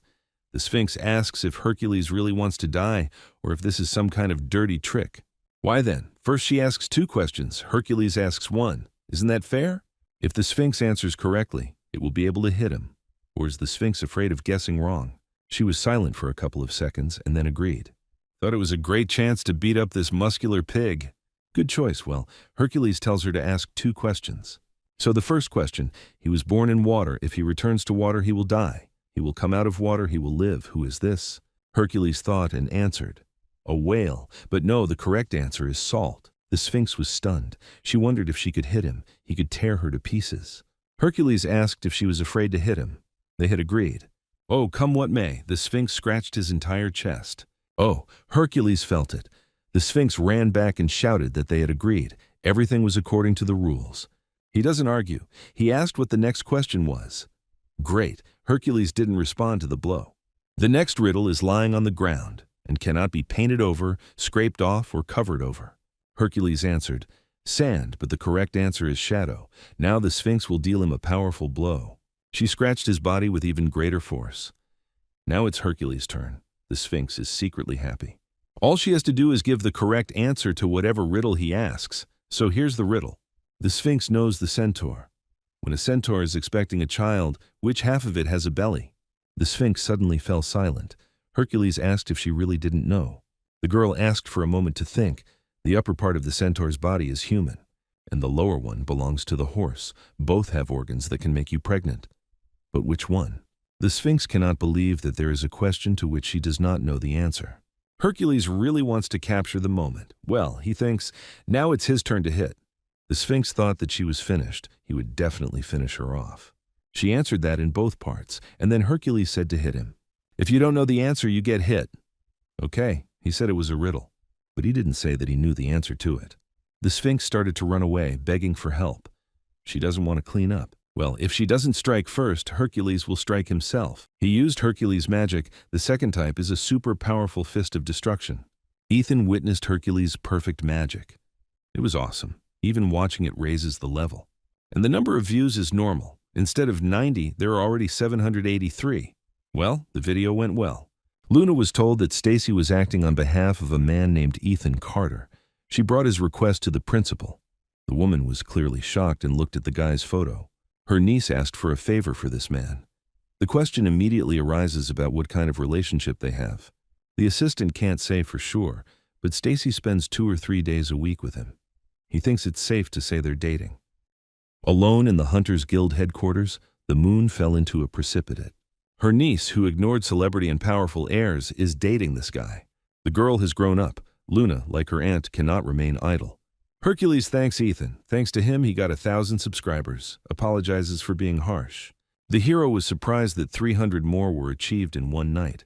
Ethan says that he is not worth the gratitude, so he better get up. Hercules is even a little sad. He asks how Ethan came up with this idea.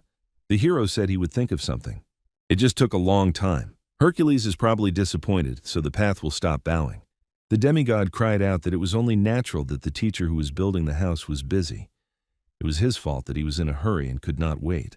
By the way, Ethan asked what happened to the Sphinx and whether it was dead. Hercules replied that, of course, it was not dead.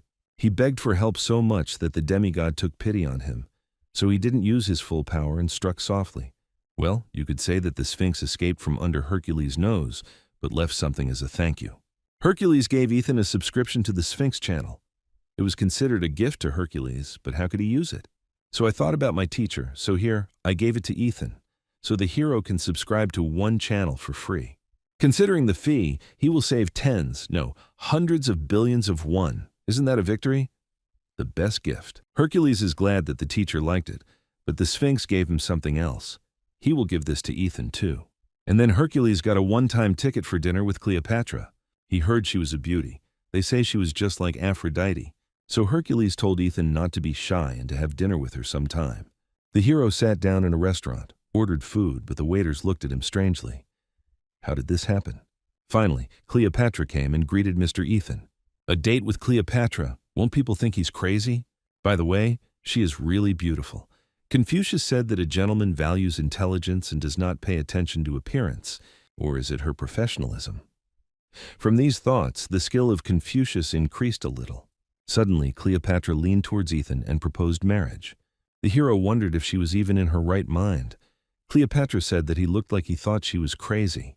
Well, he won't deny it. The girl asked if he was overdoing it. Ethan replied that, judging by her words, it was she who was going too far. The gentleman's heart skill increased even more. The girl simply said, "What if he really thought about it?" Cleopatra asked if Ethan was trying to be brutal now. The hero replied that he was simply telling the truth. Well, he was the first man to behave like that with her. Usually men are ready to give everything, including their liver and gallbladder, when they see Cleopatra. No wonder. When you see such beauty, you really want to give everything. Intestines, heart, pancreas, take it all. So Cleopatra asked if they would get married. And how did she come to that conclusion again? Ethan thought she was joking, but the girl was serious. Then the hero resolutely refused. Cleopatra asked if he really didn't like her, or he thinks she's ugly. Ethan counters that they can't meet in person, but she asks if love requires physical interaction. Ethan said he didn't, but that it was necessary to some extent. In fact, He thought it was necessary. That is, he does not feel anything for Cleopatra. More precisely, he does not give in to temptation. If he sacrifices his liver and gallbladder, then only for those whom he truly loves. Cleopatra was amazed. She actually fell in love with our hero. Ethan probably thinks she's talking nonsense. Asks if he can't just lie. The skill's mastery level continues to increase. Besides, a gentleman's heart grows the slowest. No one knows what will happen if Ethan gives in. Anyway, he is a man and can't date Cleopatra. She said he doesn't look like a man, especially now that he hasn't given in to her temptation. And then Cleopatra thought that Ethan had problems downstairs. The hero asked if they could finish dinner already. Cleopatra apologized. She was just joking. However, she asked what if Ethan became a god.